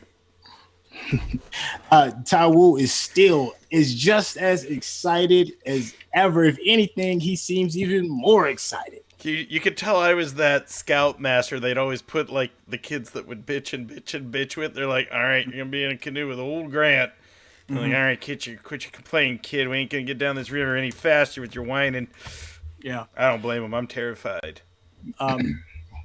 Below you, you hear the regulator Womack call out to y'all. He doesn't call out so much as the other two scrappers know this very well. He just lets out a noise like it's that noise that you let out when something's around, and they both all just like hug the wall and go still. And y'all look down and you can see something drifting up. It looks large. It looks almost like a blimp, like about a 15 feet long by about 5 feet wide. It's kind of like a elongated blimp. And you can hear the chatter and the laughter of humans. And Bas, if you like make contact with Womack, he kind of mouths the word. He just kind of mouths pirates. Son of a bitch. And yeah, it looks like they're riding the air up in this, and they will be on y'all next round. Like they're coming up the wall, not even 15 feet away from the wall itself, and you're not really sure. You can hear multiple voices, but you're not sure how many people are in the kind of the carriage that's dangling below this blimp. Is there anything on the wall that would aid in a stealth-like cover for? Not really here. Like I said, this wall is pretty smooth, and it's hard enough to try to like clamber down and climb down. You can just because of your magnetism. Mm-hmm. You know, Boro, he actually has. You see him pull out some gloves that are like sticky, like they stick to the wall as he's climbing down. Mm-hmm. And so, no, not really. Like, you are just kind of 6 people, like, on the side of the wall. Like, if the ship was further out, you could hope that they wouldn't just notice you just from the sheer size and the darkness of the area. Mm-hmm. This thing is literally coming up the side of the wall, like, not even 15 feet away from it, Mm-hmm. and not even really that far off from where you are. Only about 10 feet off from where you are. Okay. With the wall and it's obviously pretty dark down here, right? That's what I'm assuming. Yeah, you can see light spilling out from around the balloon. It looks like they have plenty of light on their little carriage, and like Boro, once the call was put out, like everybody turned off their little glow globes on their kind of their little flashlights on their outfits. Okay. But yeah, these people, whoever they are, they look like they're out. Looks like they're having a raucous time. Yep, they're having a raucous time there, and they're laughing about something as they're coming up the side of the wall. Tywu is going to quietly separate himself from the group. As far as everybody being on the wall, he's going to move as far out into the shadows that he hopes could help. I don't know, maybe like 15, maybe even like 20 feet. I don't know if that's even possible with climbing. That seems like a. Well, and if you're moving laterally, I would let you. You'd have to make a climb check, but you could move a short distance, 50 feet. You could kind of scamper along if you wanted to. Everybody gets one action here before we roll initiative or whatever.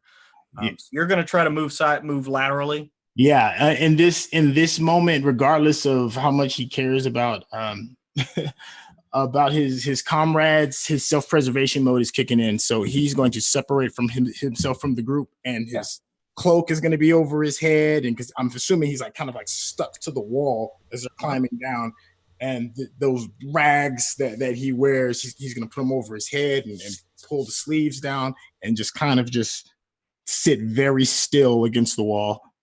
Okay. Yeah. So you're trying to move over. So go ahead and give me that roll. It's a level 3 roll to move laterally. You can, like I said, this is where you could use your little thing as an asset to make it a little easier if you want to put Yes, I will use his tendrils as an asset. Yeah, that can be used as an asset. So that means it's level 2, so 6 or better unless you want to put effort. No, I think I can roll with a 6. I'm feeling pretty lucky. Let's see. Oh shit, a 5. So much fun. It's like never tempt fate. Never do it. That's what I do. I literally never do that anymore. I'm feeling good. Nope, I'm not. I'm feeling like rolling. That's what I feel like. Okay, so you try to move over, but you don't really make it that far. Okay. Right? You only make it about 20 feet. Like it's a little bit harder than you thought. The wall's a little smoother than you thought. Bass, what are you trying to do in this moment? Like you see Womack, he's like pulling a weapon out. He's just like getting ready just in case. The other scrappers, they look like they're scared shitless. Boro actually kind of leans into you, Bass. Like you see him like kind of next to you, and he kind of gets closer to you, and he's like shaking. All right. Quick question. What is the consequence of Tywu's failure? Tywo's failures, he tried to scamper away, but he did not get that far, and he made some noise doing it. All right. Failure.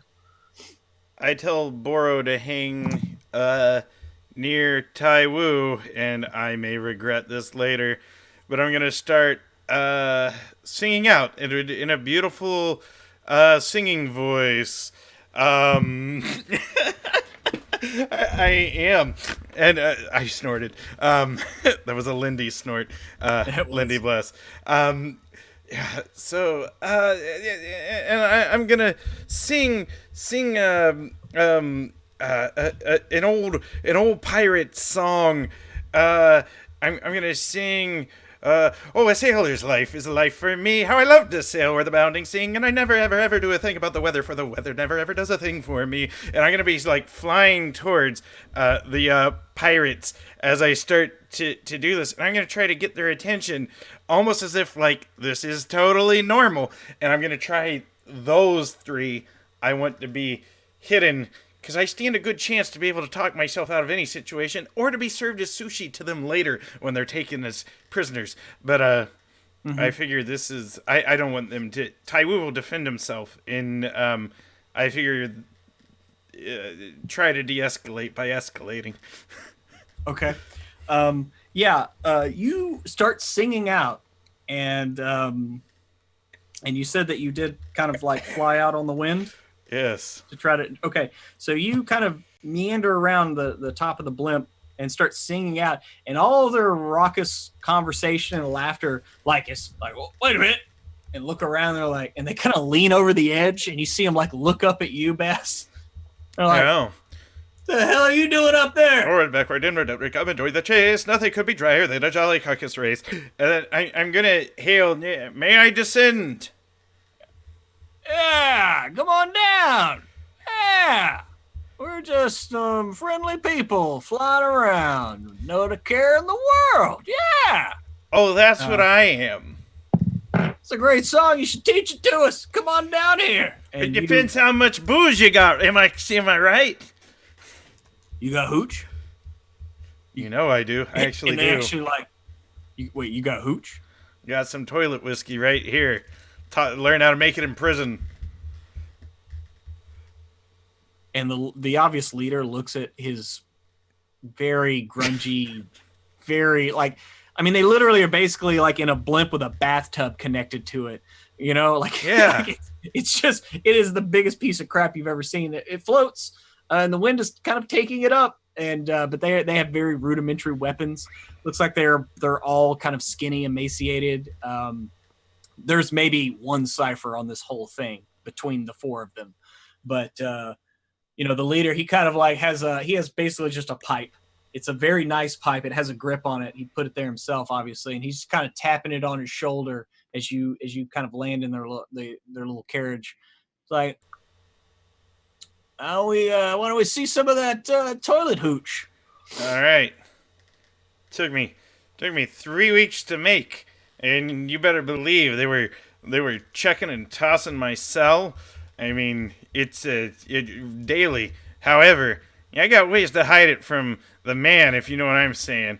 Anytime old Johnny Law comes around looking in my cell, they know something's coming for him. I'm gonna give him what for. You want to smoke that pipe? And I do actually have a little bit of tobacco that I can offer him.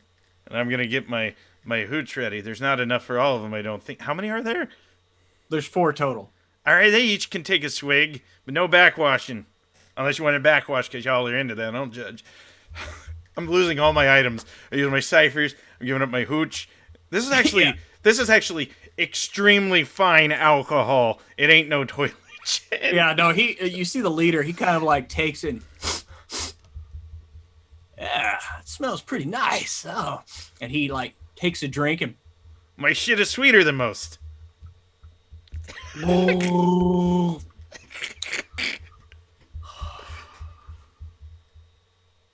And he just like puts the lid back on it and he puts it in his pocket. What else you got? Well, I offered you some smoke. Oh, I don't know that I've ever actually had the pleasure. And he says the word like not sure if he knows what it means. Sorry. And he's like takes the pipe and he's looking at it and he's just kind of like, Let me shake hands, Dan, if you don't mind. I get it. This is. is this like hooch but breathing? It's breathing hooch. Okay. All right. How do This you do it? particular strain is called Deculawana. Because why not? Okay. It's cross genre. Uh, All right, I'm Heard gonna that. light it up for him. Inhale. okay. And the leader like takes a little hit off the pipe weed and he's like, and you can see like I'm passing the hooch too. Bass. Well, I mean, no, he literally took the hooch and he put it in his pocket. So Oh, unless he's you not gonna take it share. back- yeah, no, All right, he's toss not. him out of this tub, and he's gonna fall for days. No. But you can tell like his buddies like, well, they want it. They don't question him. They get it. He's much bigger than they are also. But he kind of takes a hit from this. And Bass, you see like he like takes a few like heavy like breaths and his eyes are just trying to focus. And I mean, like as this is happening, the blimp is now raised up and like all 3 guys and the leader, everyone else on the wall are looking at Bass, who Right. is he basically is Bass. I assume your orientation is trying to draw the eye away from the party. Yeah, and I also have a mechanical question. So, if I spend 2 XP, I can get a short-term benefit. And I was actually going to see if I can spend the XP since I've given up all my precious items that I'll never get again because, we're in Numenera. This stuff is my prized possessions. I spend 2 XP, maybe they can help us find Zenith just for a short while and turn this thing around. Either that or they'll just have to kill me, as Kermit the Frog would say. No, they're going to kill me. Okay. Well, I mean, the leader himself like has to sit down.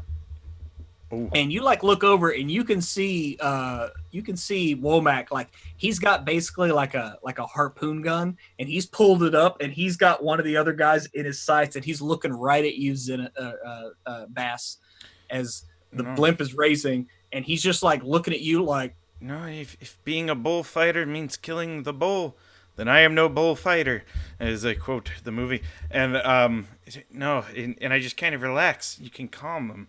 We can cultivate these cows, and they will bring us milk for years to come. These aren't eating cows; these are milking cows. And what the hell is a cow? it's got it. Gosh darn you!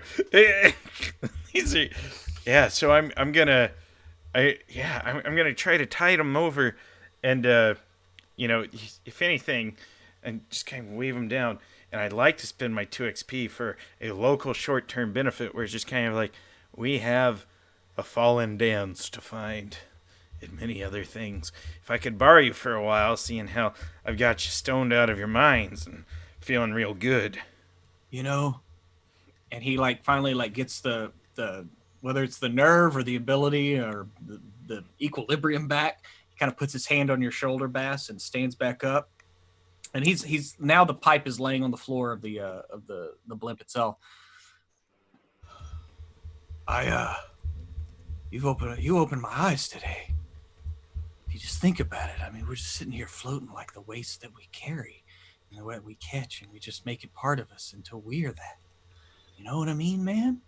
Like, you know, it's just like we're all like, if we're all scrap, then none of us are better than the other.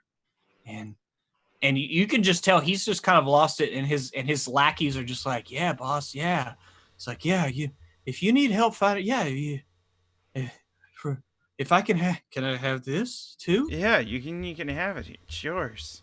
All right, yeah, let's find your friends. Let's take her back. You said they were down? They went down? He's down. Well, let's go. And he reaches up to start releasing the valve on the blimp itself to start lowering down.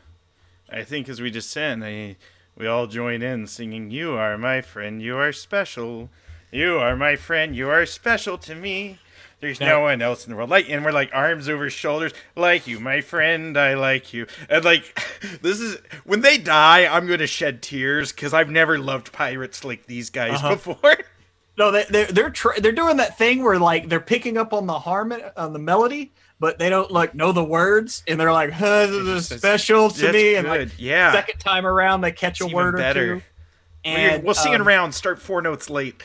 and they start doing that, and they don't really notice how like the other people in your group kind of get in the basket with them, and they're all like arm in arm with the scrappers, and like the regulator, he's still in the back, like staring at you, like just staring daggers, like he just wants to kill these guys. Like, I mean, he's a regulator, right? These are pirates. Yeah. This is pretty cut and dry.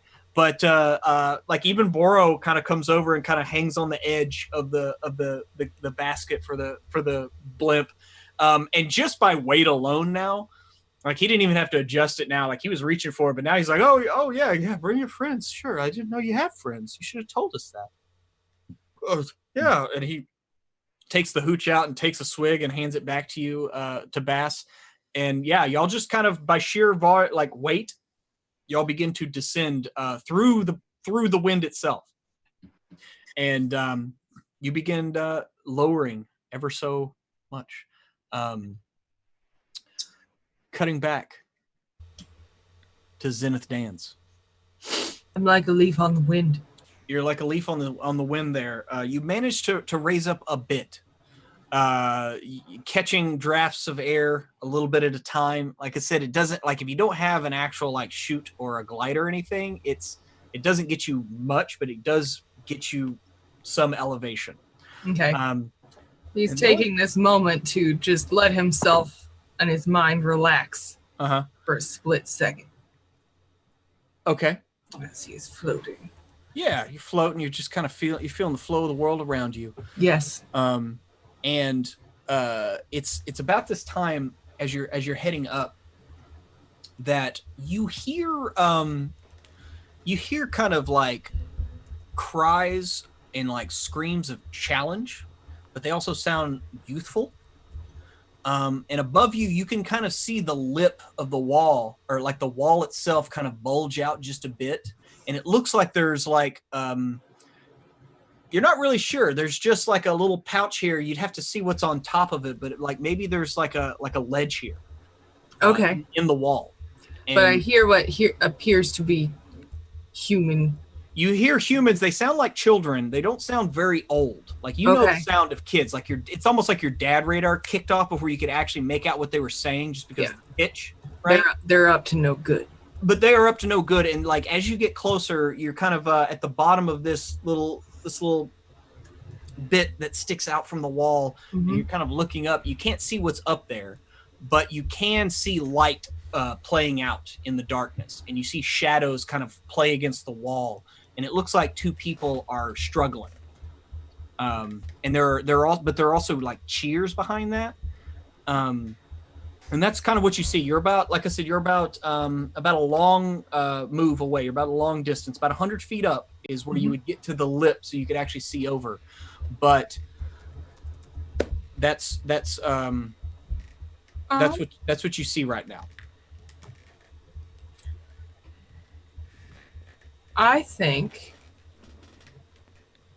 Zenith knows there are little pockets of people here and that they might not be particularly safe, but in this desperate time, both in the fact that he's fallen so far and because he misses his children so much, he is going to hope that he can get through to whatever their essential nature is. And he's going to start ugly screaming his head off. Screaming for help, screaming like Tom Cruise in Tom Hanks in Castaway at the end. I think he's screaming at Wilson. Tom Cruise in Castaway. Tom Cruise. It would just be him running on the beach all the time. He's jumping on the beach. He's jumping for joy because he's in love. There'd be a lot of jumping. When the plane crashed, he would like hang to the side of the plane for a bit before he fell. Like he would have all. He looked really affable. Yeah. And then he'd tell you that psychologists are full of shit, and you'd be like, "What am I watching?" You ever heard of thetans? Anyway, level 10. Actually, no. This is a level 3. No. Sorry. So you start screaming your head off. He's gonna be like, "Help! Get me, please! I need your help."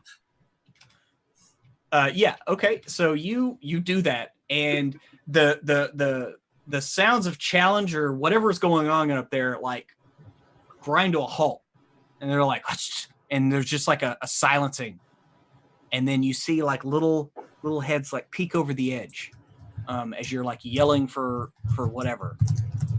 Mm-hmm. And as you're just kind of clinging to the wall there, and you look up, like you see about 5 faces kind of peering over the edge, looking down at you. Mm-hmm. And like one of them like drops something, and it like dinks off your shoulder.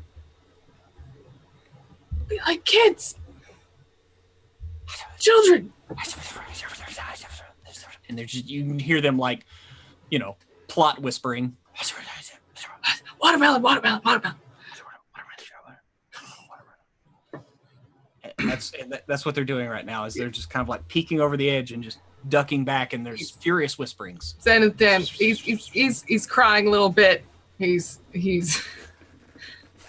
got like snotty crying. Okay. Sorry, I walked into the wrong time.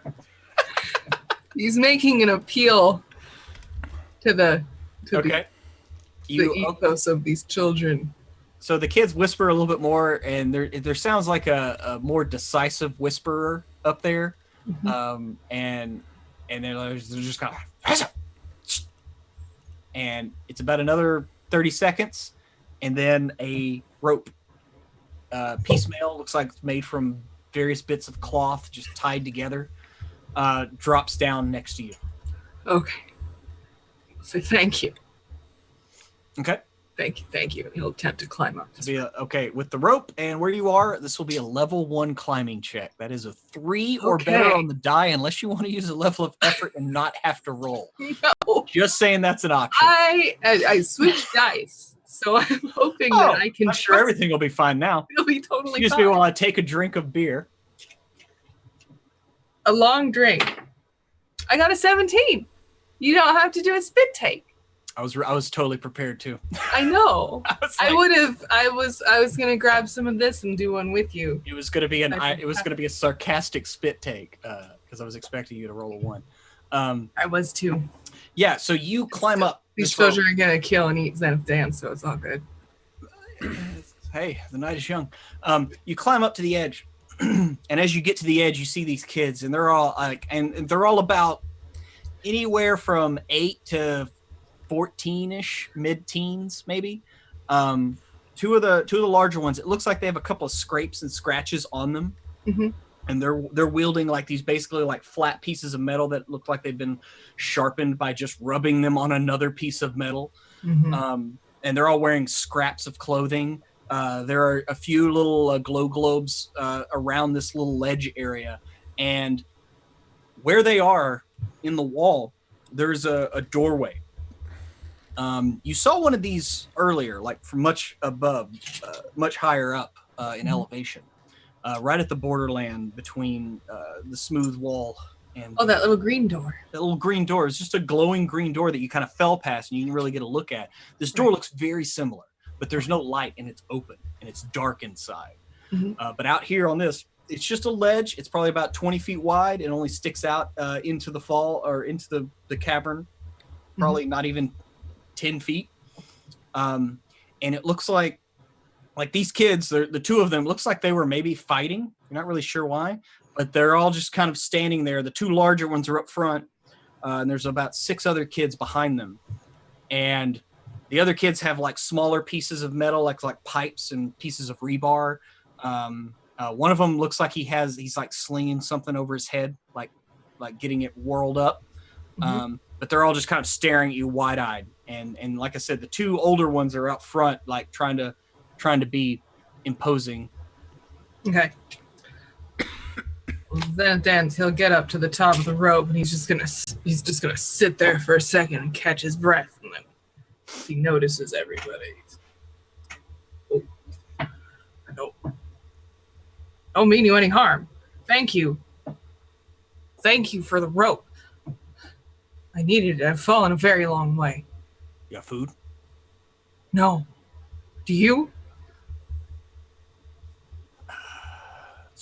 Shh. And the bigger ones kind of shush the others, and they don't answer really. Do you need food? Do you have food? I don't. But if you need it, I can help you find some, maybe. And you see them kind of like lick their lips a little bit as they're looking at Zenith Dan's. Kill him, Minnie. Are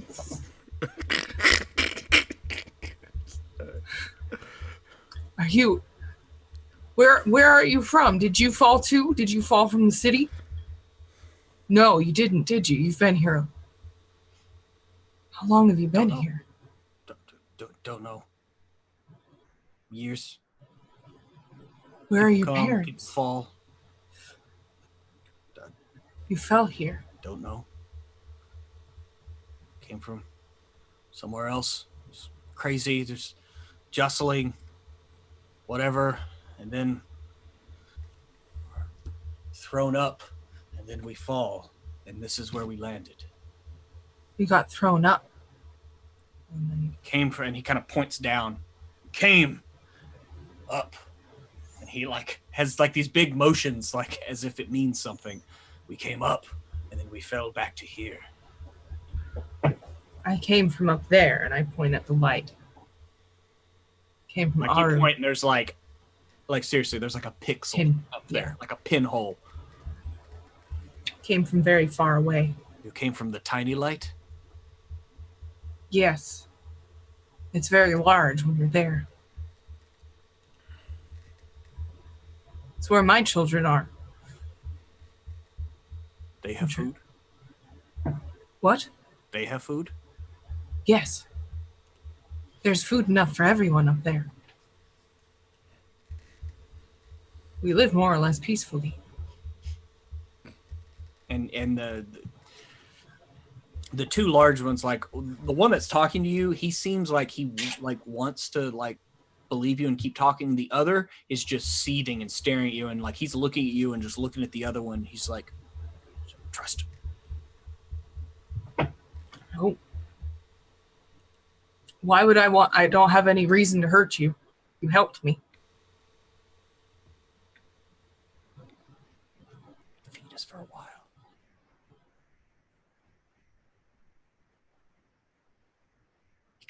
I just need to know how to get higher.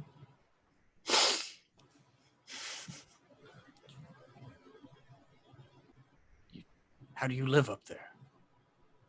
If you can't move around. We all can move. We can all spread our wings. We can all try to find food. How do we live? There's... If I say a city, I don't think you'll understand. It's...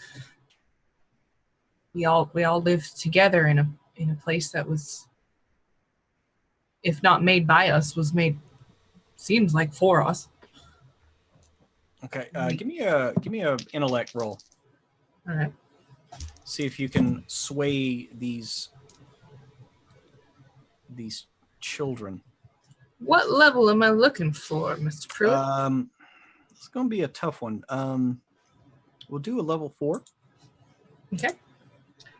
I'm going to put some effort in. to make that a level 3. Rolled a 2. Failed. Like I said, the one that's actually talking to you, he seems to want to talk. Mm-hmm. The other of the older children, he keeps like barking, almost trying to order the other kid.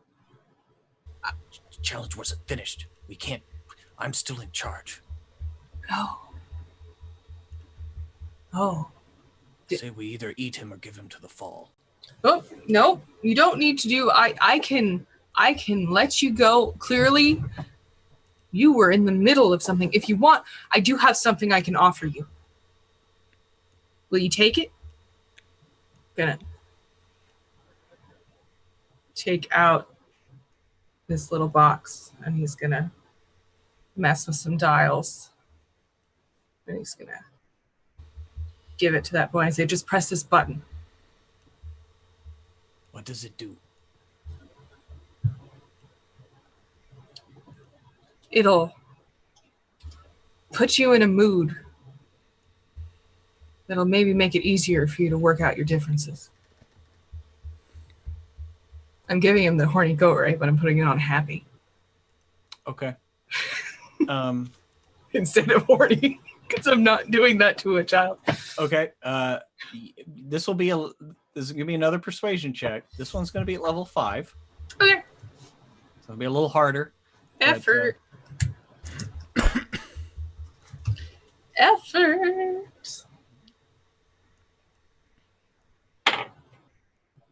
I rolled a 12. I got what it.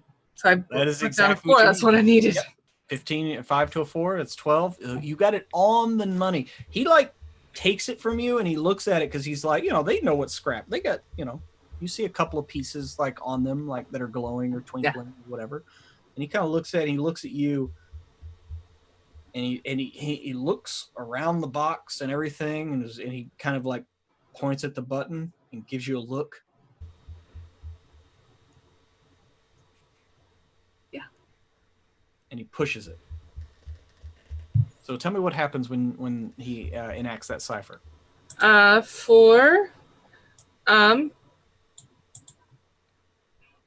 It emits a sonic burst that only the target can hear, which will evoke an emotion for 10 minutes. I chose joy. Okay. I made a child high with the made a child high with sounds. So you played a music box for him. I played him a nice little music box. So yeah, he pushes it, and you see him kind of like his demeanor completely change. Like he was very tense and very looking at you very with scrutiny in his eyes and looking at every motion, getting ready to slash at you. And he kind of drops like absent-mindedly drops his weapon as he's like playing with his box, and it's almost like you see him kind of sway a little bit, and he like lets out a little laugh. And the other kids like they're kind of like looking at him like and looking at you like, what did you do to him? What? It's a thing. I got it at the gas station. Can I have one? And the one that was talking to you like asks. I wish I had one to give. It was my only one. When I fell, I wasn't planning on it. I don't have much with me. I have no food. I have no water. I just need to know how to get higher. Do you have gliders? Catch the wind. How do you catch the wind? And he kind of points inside the doorway. I go into the doorway. He kind of looks at the other kid who, the more tense one that's now happy, like almost expecting him to try to stop you. But since he doesn't, he kind of just like walks in with you and hits a little glow globe on the side, and it lights up into a very narrow corridor inside this door. And what you notice immediately is there is a lot of technology in this room, but it's all like scavenged and scrapped and taken from. Like there were a couple of panels that look like control panels. Along the walls, it looks like there were 6 chambers, each with a door of their own. It looks like a normal adult could stand inside the chamber when the door would shut. But the glass is gone from the chamber doors. The doors, some of them hang off their hinges. Some of the doors are gone. But this is the general, like the room itself is just this. It's like a 20-foot wide corridor that goes about 50 feet in. And on each side, there's 3 of these chambers. There's a panel on each side of the wall when you come in. But other than that, it's pretty open. You see their little what they use as blankets or whatever. And each of them has a little section to sleep. But hanging on the wall are these suits, and they look like they're large they would be large for these kids. One might fit you normally, but you see that they have kind of stitched between the arms and the legs. Looks like they've cannibalized a couple of other suits, basically made like wingsuits. Oh, yeah. But they only have 4 of them. And he just kind of we glide around and we look, but we can't go far. We have to make sure to not go too far. We get lost. There's not much food here. No. What is this? There are others? Are there others like us? People like you don't come back very often. But yes, it used to be my job in part to help people who fell come back to our room. If you want to, you can come with me. I don't think DD will let me. I was challenging him because he's mean to the others and I want to help them. We were in the challenge and he had his to my throat and then you yelled out. He was going to kill you. I was too weak to complete the challenge. It is the way. But that's why he was mad. You took his win, but you saved my life. I did.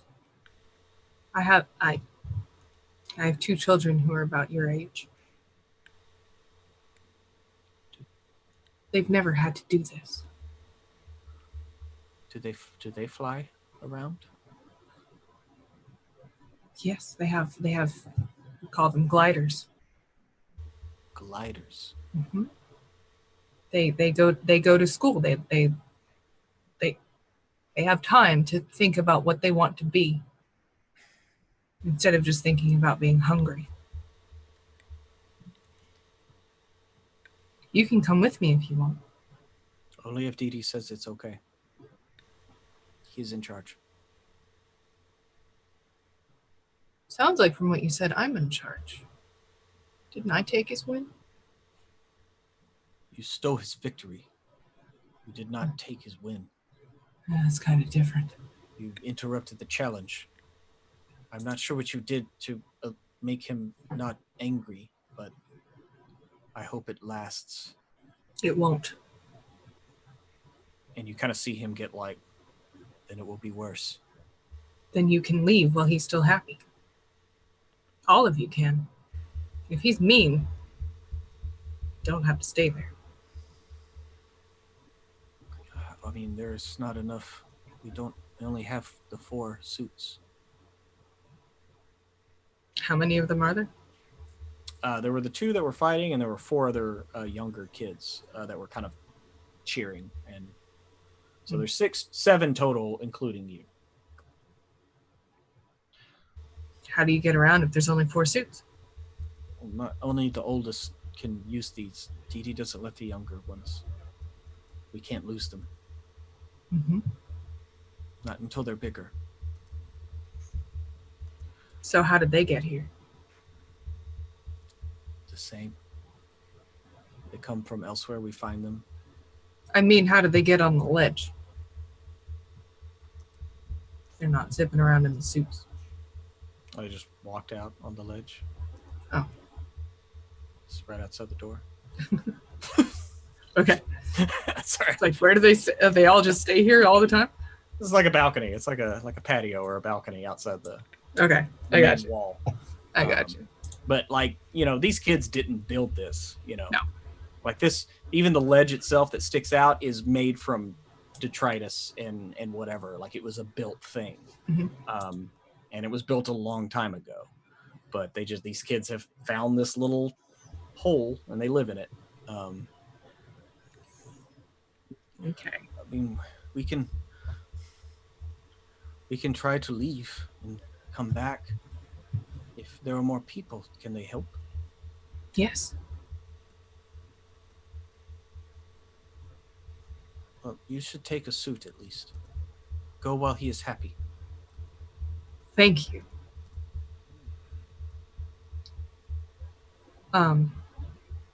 Zenith is going to look at this one very seriously, and he's going to say, yes.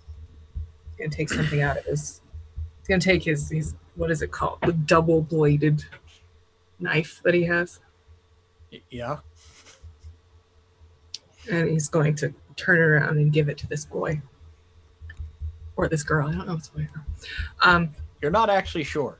Yeah. Yeah, give it to this child. It's kind of hard to tell. Yes. They're... Mm-hmm. He's going to give it to the child and say, don't let unkind people tell you what to do.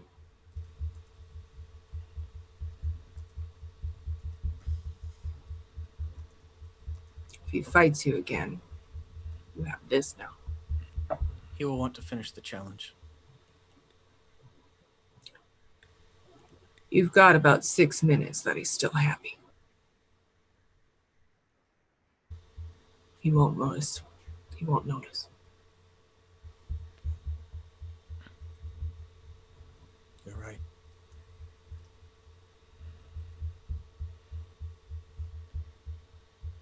And the kid kind of looks at the blade and looks at you. You should hurry. Thank you. What's your name? I'm HEl-A. HEl-A? Thank you. Try to get up there. Tell them Zenith dance. You met Zenith dance. Zenith dance. Zenith dance. I will remember you, Zenith dance. I'll remember you, HEl-A.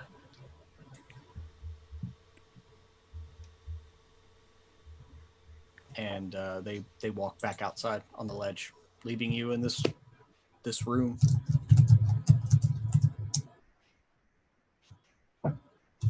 Okay. I'm going to put that suit on as quickly as I possibly can so I don't have to be aware of the child murder I just facilitated.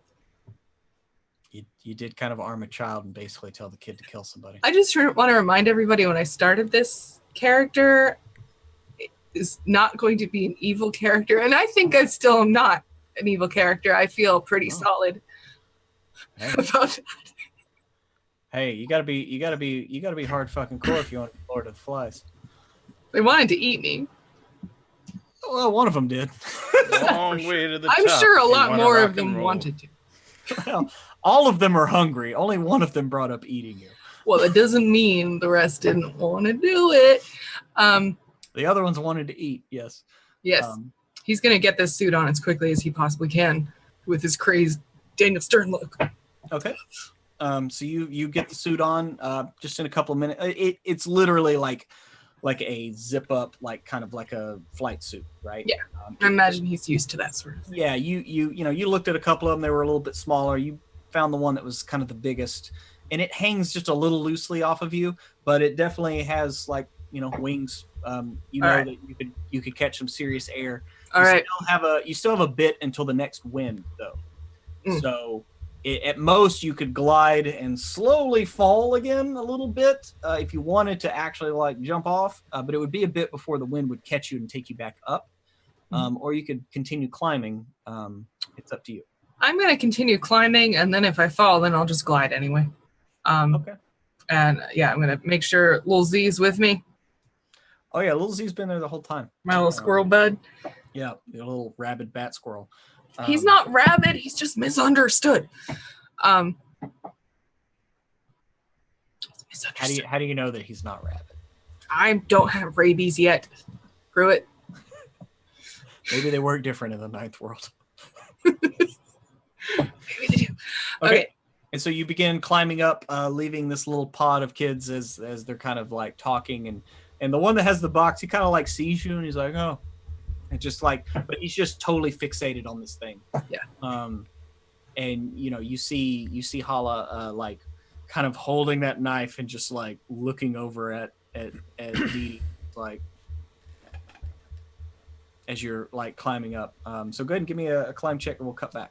All right.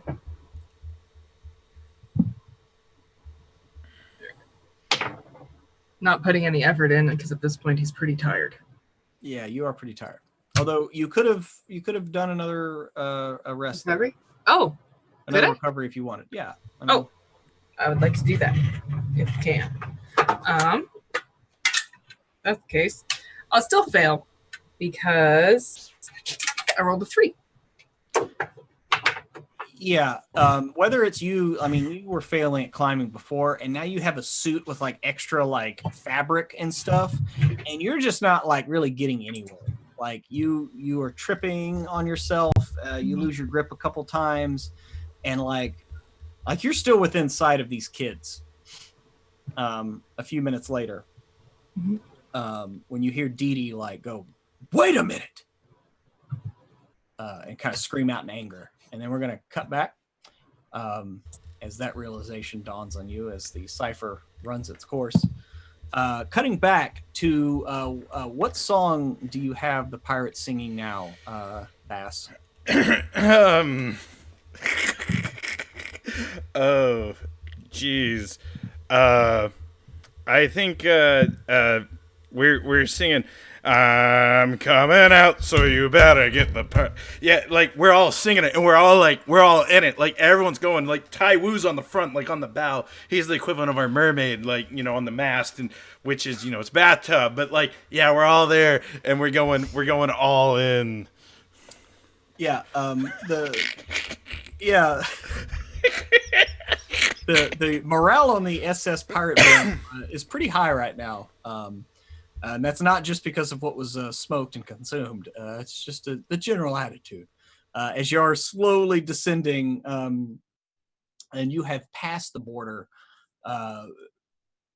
You have passed the border from. Sorry, I was getting a unstable internet. Y'all hear me? Okay. Yeah.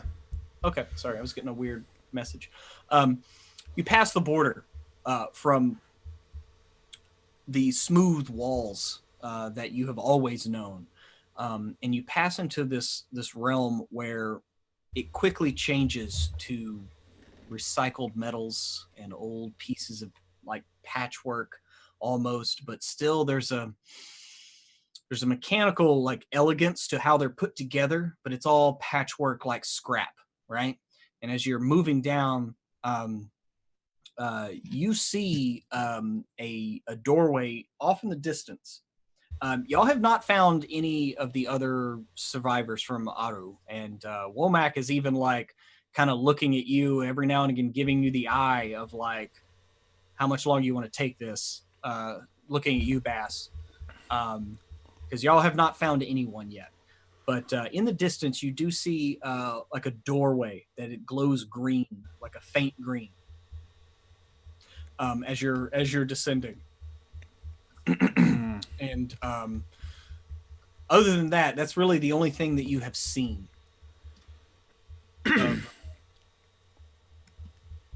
That's remarkable.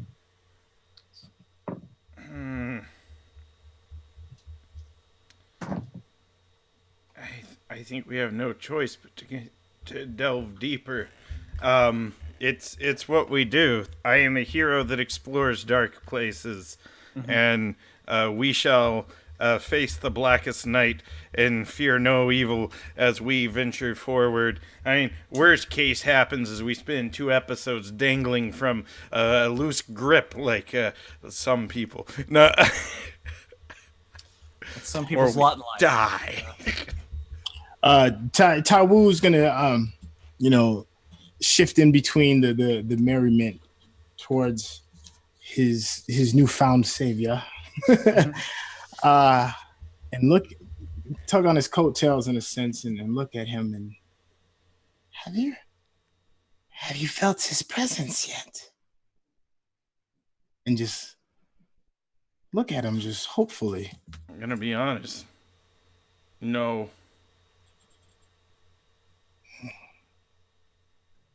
And then he's gonna look towards the door that's glowing. Mm-hmm. Could that be him? And look at you like we should. There's only one way to find out. Let's go there. Yes, we should find him. And then he's gonna yell out Boro's name. Boro, we are closer. I can feel it. Closer to what? You know, we all know, for we are descending into his bosom. Yes, we are. Okay. I mean, I've never seen a bosom before. It's always been top on the list, but okay. I mean, you got me for a week. I'm doing it for the money. So I go where you say. We're going over there? Kind of points at that door. Into the deep. We go towards the door. Okay. So you point that out to your pirate buddies, and they're like, "Oh, okay, yeah." And they kind of wheel about, and through a combination of just basically like they just like shoot out like almost like a grappling hook, like dart, and kind of pull themselves along the wall and get close enough to it. You'll have to ascend just a little bit because they're like, well, we're way too much. We can't really till the next wind comes along. We can't go back up, but it's right there, about 30 feet above you. There's this, and again, it's like a door that has some whether it's kind of plexiglass or glass or what, but it has some shapes of that let out a green luminescence out into the darkness, but it's clearly a door.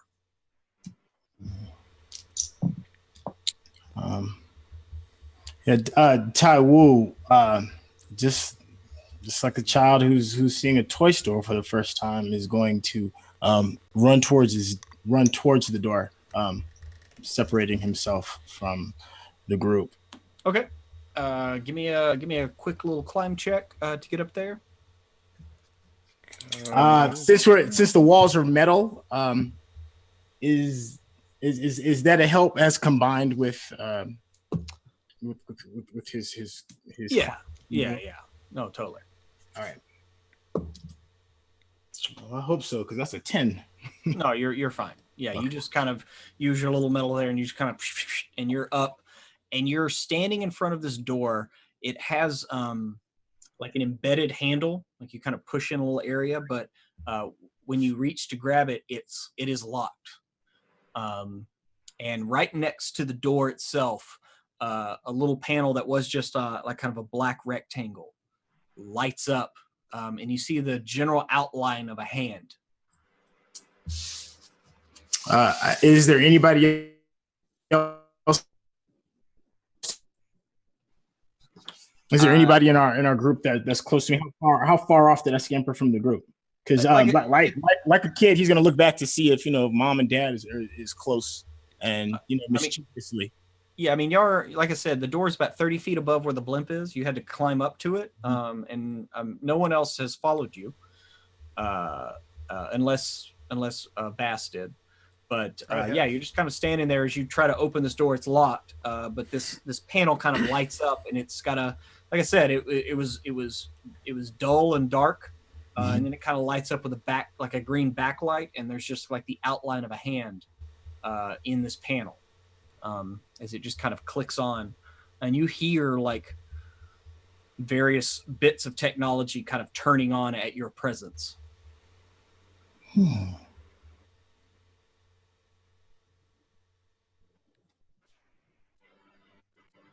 He looks over his shoulder to see if anybody's close. He doesn't see. He puts his hand on the panel. Okay. Yeah, you put your hand on the panel and you kind of feel a vibration as it feels like something is moving through your hand as like a green bar in this black panel kind of moves down and scans over your hand and then goes back up, and at the end of it kind of flashes red, and there's a Tywu jumps back from the in a defensive posture. But other than that, it just kind of remains just a kind of a black panel with a backlight of green, a rough outline of a hand. Completely not to his nature of hiding in secrecy and in the shadows, he yells out to the people that are coming, "It won't open!" Yeah. Down there, Bas, like you hear one of the pirates. Yeah, we've tried that. We've tried everything we have. We tried to pry it open. We tried to break it. We tried to blow it up. We found some stuff we couldn't drink. It killed one of our guys, so we found it was explosive. We tried to blow it up, and you look, Tywu, and you can see like the scarring on the edge, and like while there's some like ash and like soot left from an explosion, if you like touch it, like the metal of the door and the frame is unscratched. Like this is some kind of very, very tough metal. And some pirates said they tried to break in here and they couldn't. So some pirates tried to break through the door and they could not. I'd like to approach and examine the door. Okay. You look at the door. Like I said, it has a couple of sections in it that are somewhat see-through. They're like smoky glass, so they allow light through. But looking in, you can't make any details out of what's inside. But it's a very solid door. Again, it has like a handle. You kind of push in a little bit to try to pull, and it does not budge, but just has kind of the little handprint panel next to it. All right, I'm gonna knock on the little glass thing. Any motion inside? It is silent as a grave. Oh yeah. But you definitely can hear and feel like there is working technology inside for sure. If one could only get in to see it. Yeah, so there's no visible locking mechanism or invisible locking mechanism? Not that you can see. No. There's a simple handle. The door looks almost flush with the frame itself. It is such a perfect fit. Bas, you've been around, you've seen a lot. Like you've seen a lot of old ruins, and I mean, like this looks like an old piece of perfect technology from an old age stuck in the middle of a scrap wall, basically. Like this looks, I mean, it doesn't look new, but it doesn't look recycled is the big thing. Is most everything is recycled or reused, whereas this looks like that's how that was created. This was created as this. And the door is flush to the floor, I'm assuming? Well, there's no real floor. It's all wall, right? Okay. Like the floor, there's nothing below you. So, but yes, it is pretty much flush with the wall. And there's no secret door next to the door because that would be very clever. Yeah. Yeah. You don't seem to find a secret door next to the door, no. This is in fact a mask on the lead pirate as I tear off his face. It's just a wallpaper. Yeah, so we might have to. I've seen a lot of things, I'm very intelligent, and I'm a master at getting into doors. Like you've seen doors like this before, and usually they require some kind of known mnemonic, like whether it's this requires a very specific key. I'm going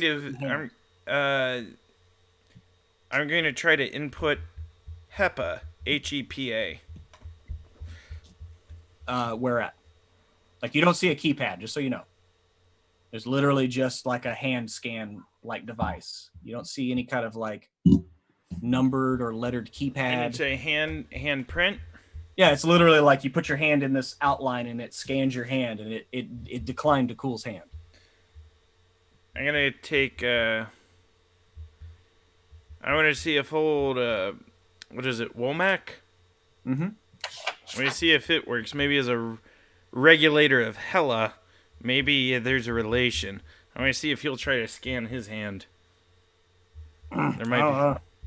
Let me see. And he comes up there and he's looking at this like very like he looks very weary. It didn't hurt the boy. You're braver than him. Or not. And like at that challenge, he slaps his hand on the pad and it turns to skeleton. It scans his hand and turns red as it bleeps. And listen, this is interesting and all. We want to keep searching and we want to keep messing with this door. We want to keep messing with this door just for a moment longer.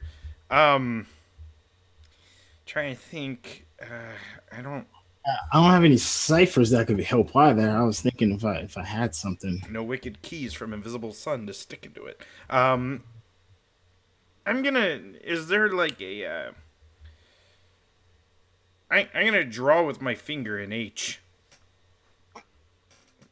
Okay, you draw with your finger like an H, and your contact inside the pad, it like causes a reaction. It's more like it starts to scan when you're touching it, and then it kind of like stops as you're like. I'm gonna hold my hand in sign language for an H. It scans your hand. I'm gonna shoot it with my gun. Give me my gun, Tywu. No, it's just...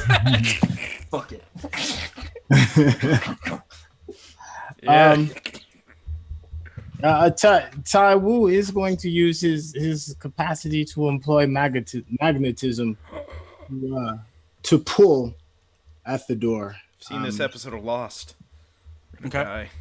So you're trying to just pull the door open? Just to see. So while we're here. Okay. You gonna put any effort into that? Yeah, I'm gonna put one level of effort. Okay. Well, the only level of effort. Your only level of effort, yes. Okay, so I'm keeping the level of the store secret, so just add 3 to whatever you roll, and that'll be the same, essentially the same. Yeah. Okay, add 3 to whatever I roll. Gotcha. 12 and 3. Oh no, I'm sorry, that's not 12. That's a 14. 14 and 3 is a 17. 17. Yes. You hear you start pulling on the door with your power, and like you can feel your joints kind of straining at your elbows and your wrists as you're pulling this thing, and you hear the door like groan ever so slightly, and you think you saw it move just a little bit, but as you let off the power, like it's still just sitting there. Like you think it would take every bit of your energy to open this door, basically. And it might kill you. I don't think I am capable to get it open. But something moved. Yeah, it was totally like Captain America trying to lift Thor's hammer in Avengers 2 Age of Ultron. Like it moved and made a noise, but ever so slightly. He was faking it. He didn't want to hurt Thor's feelings. He didn't want to hurt his feelings. I had that Marvel card back in the 90s. I got that fact.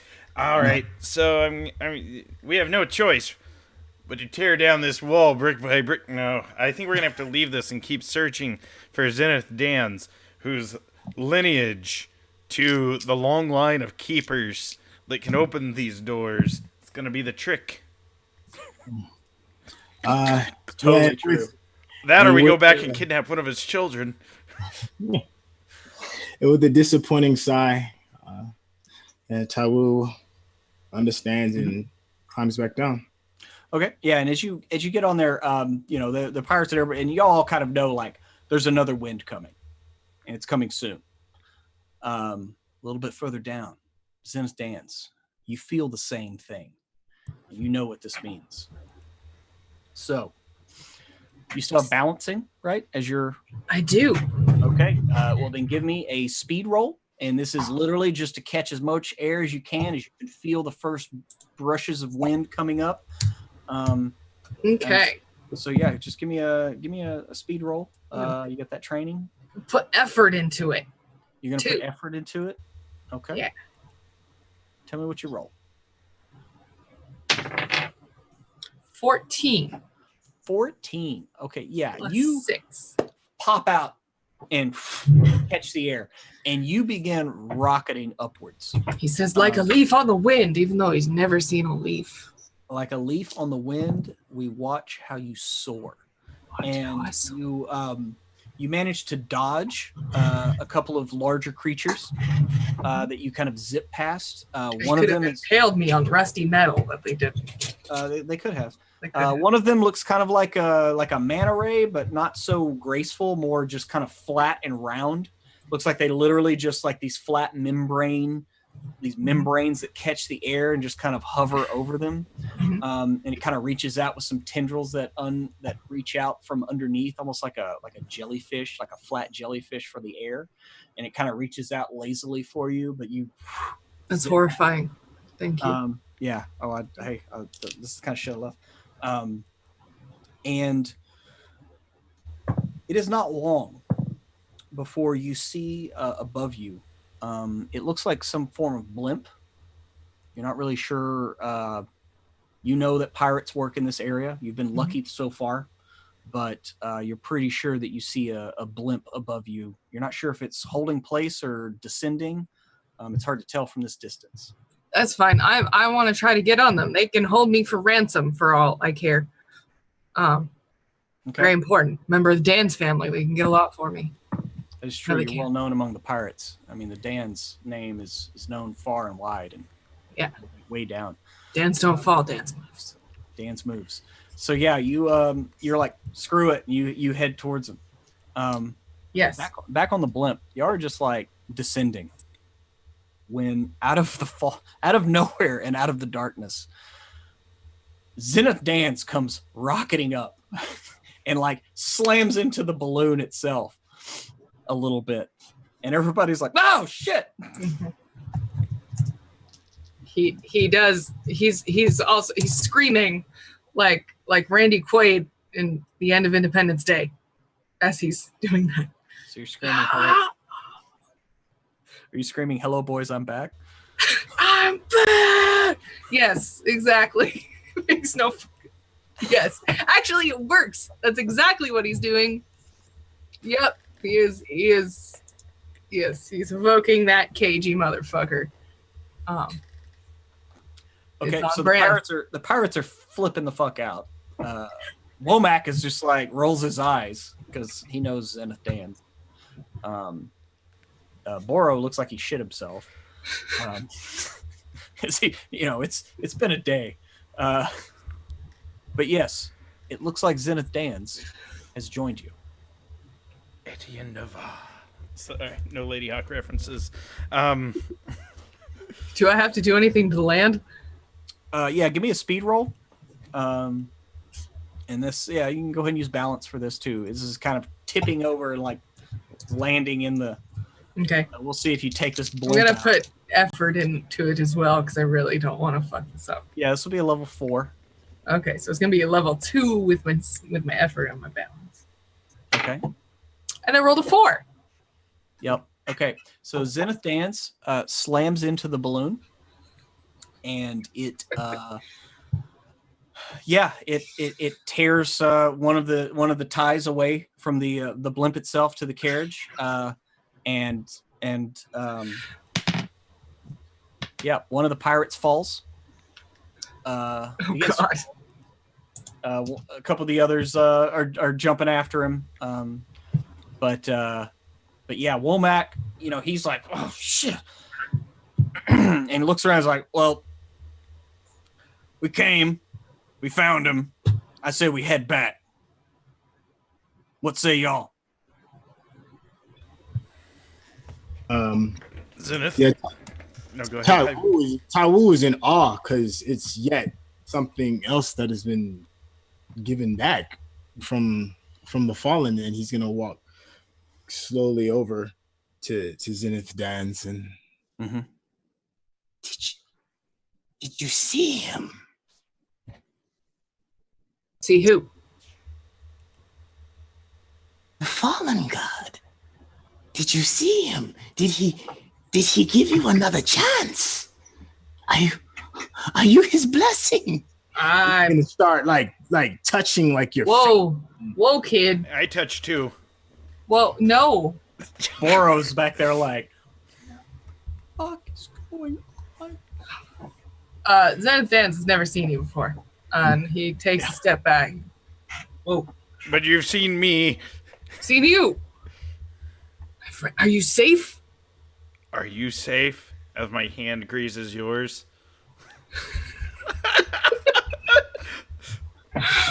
I think so, but the regulators, they took the twins.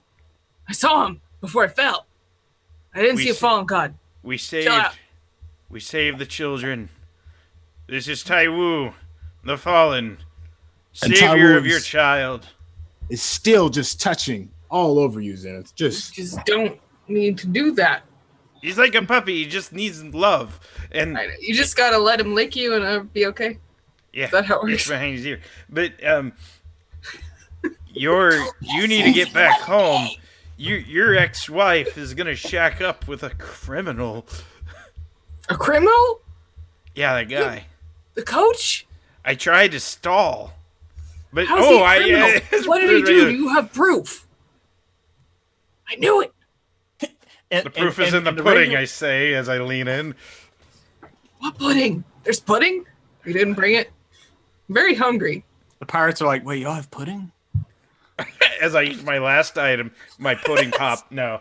I'm making pudding pops tomorrow. There'll be pudding. Gosh, we gotta introduce these pirates into society. I bet there's a lot they could do in Aru.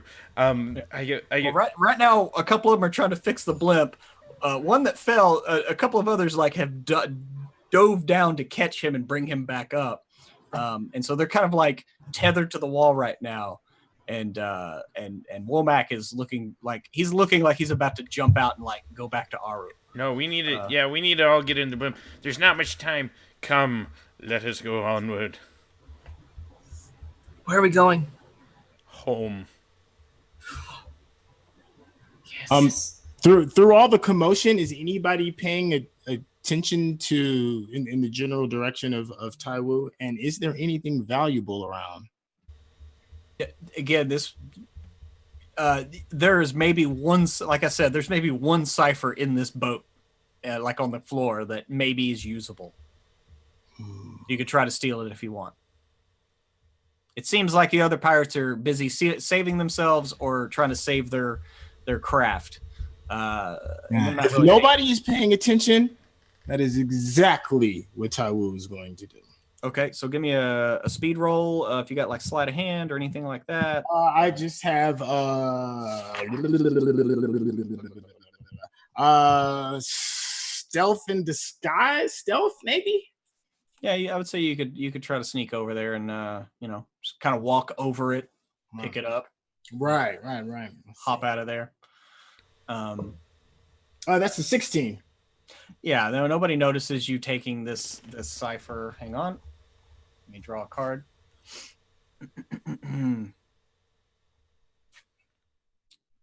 Doomsday Cipher. Our life is in your hands. Interesting. Okay. Yeah, I mean, you'll have to figure out what it does later, but that's interesting. So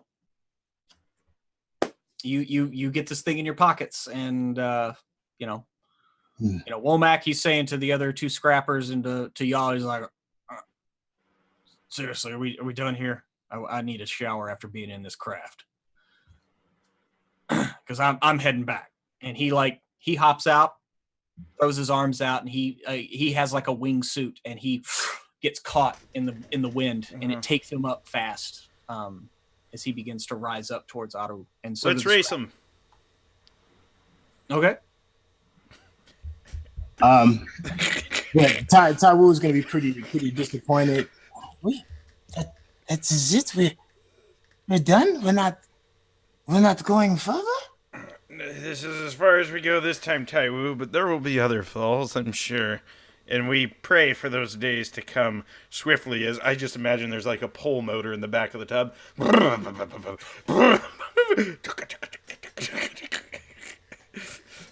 then he's gonna go. He's gonna go back to.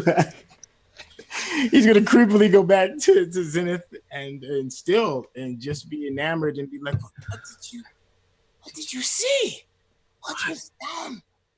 I saw there was some moss down there. He shoves his hand down his shirt, gives you some moss. Yeah, it's kind of bluish in color, but it doesn't glow anymore. It was glowing. It was glowing. It's not anymore. I saw some big bloat squirrels, blurls. Tywu is going to step to the edge of whatever the basket is and peer over the edge. We're so close. We're so close. Whoa, we can go back. Tell me, you saved my children. That knocks him away from the edge just a moment, and yes, they were chosen, and I saved them. I think. Yes. They're both all right? Both. One, I think. Yes. Then he will hug you full on. That is absolutely what Tywu needed was that. And without even realizing it, he hugs back, but it's a full hug with the tendrils wrapped all the way around and everything just full on. And I got you, yeah. Yes. Yeah, you hear Boro like let out a ugh. He kind of lets out a just or whatever. He's like, well, I'm still working for you, but and he like hops off and takes the wind up. I give him a great big hug. I cry a little bit in your ear, only you can hear it. Just a bit. Thank you. And then he goes to what's your character's name? It's not Tywu. Grant. No, Tywu. Grant. Tywu, Bas. Yeah. Bas. Bas Le Okay. Fontaine. You know my name. I know your name. And he hugs you too. I let it become a good, long, cozy hug. Yes. Get nice and snug. Yeah, he ugly cries a little bit. I let you snot cry a bit on my shoulder. Snot You're cries. gonna have to change corsets tomorrow, but I was due for a swap anyways. He uses some of the moss as a hanky. Pruitt, are you enjoying this? I'm letting y'all play. And while he's in close, he's gonna say, we have to talk about what we saw. They're setting it up. And people are dying. Who's setting it up? The Regulators. Shh. We use different words for them. We call them salads down here. I don't know. Don't look at me. I'm Salad? Well, I mean, if you like to toss salad, I mean, it's the best place to do it. nothing like some fall toss salad. You toss it down, it comes right back up. Oh God. Sorry. And so, We'll think of another name later. We gotta talk. The croutons. I got it. But the croutons. The croutons. I'm from Planet Crouton. They really make or break a meal. Yes. Good fresh I'm crouton. Salad man. I'm from the Planet Crouton. Sorry.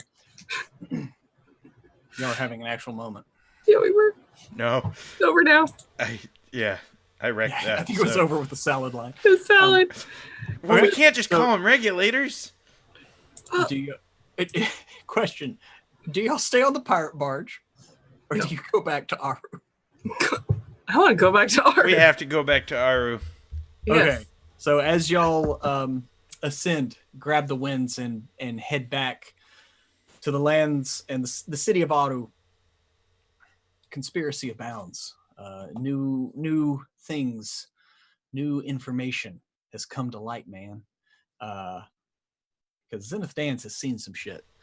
And so we will pick up next session with those revelations and maybe just a few more. And that's where we will call it for this week as you begin to fall back up into the light of Aru, into the cozy embrace of home.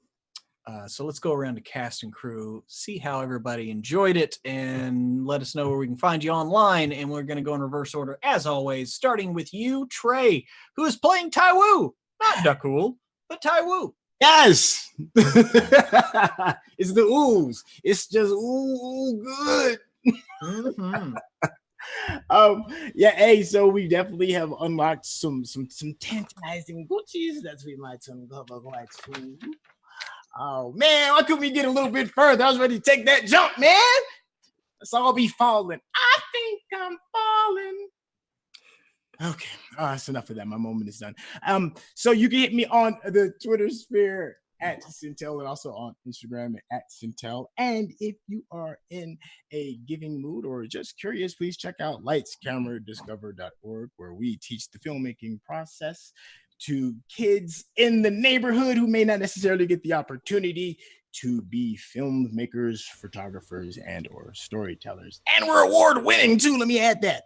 I play Tywu, the Fallen, the hideous nano who employs magnetism and is a little clingy. But yeah, man, I'm looking forward to next week. Most definitely. We'll have to see what happens. Next up, Emma. You finally made it back. Made it back. I didn't think that was going to happen, and I'm very glad it did.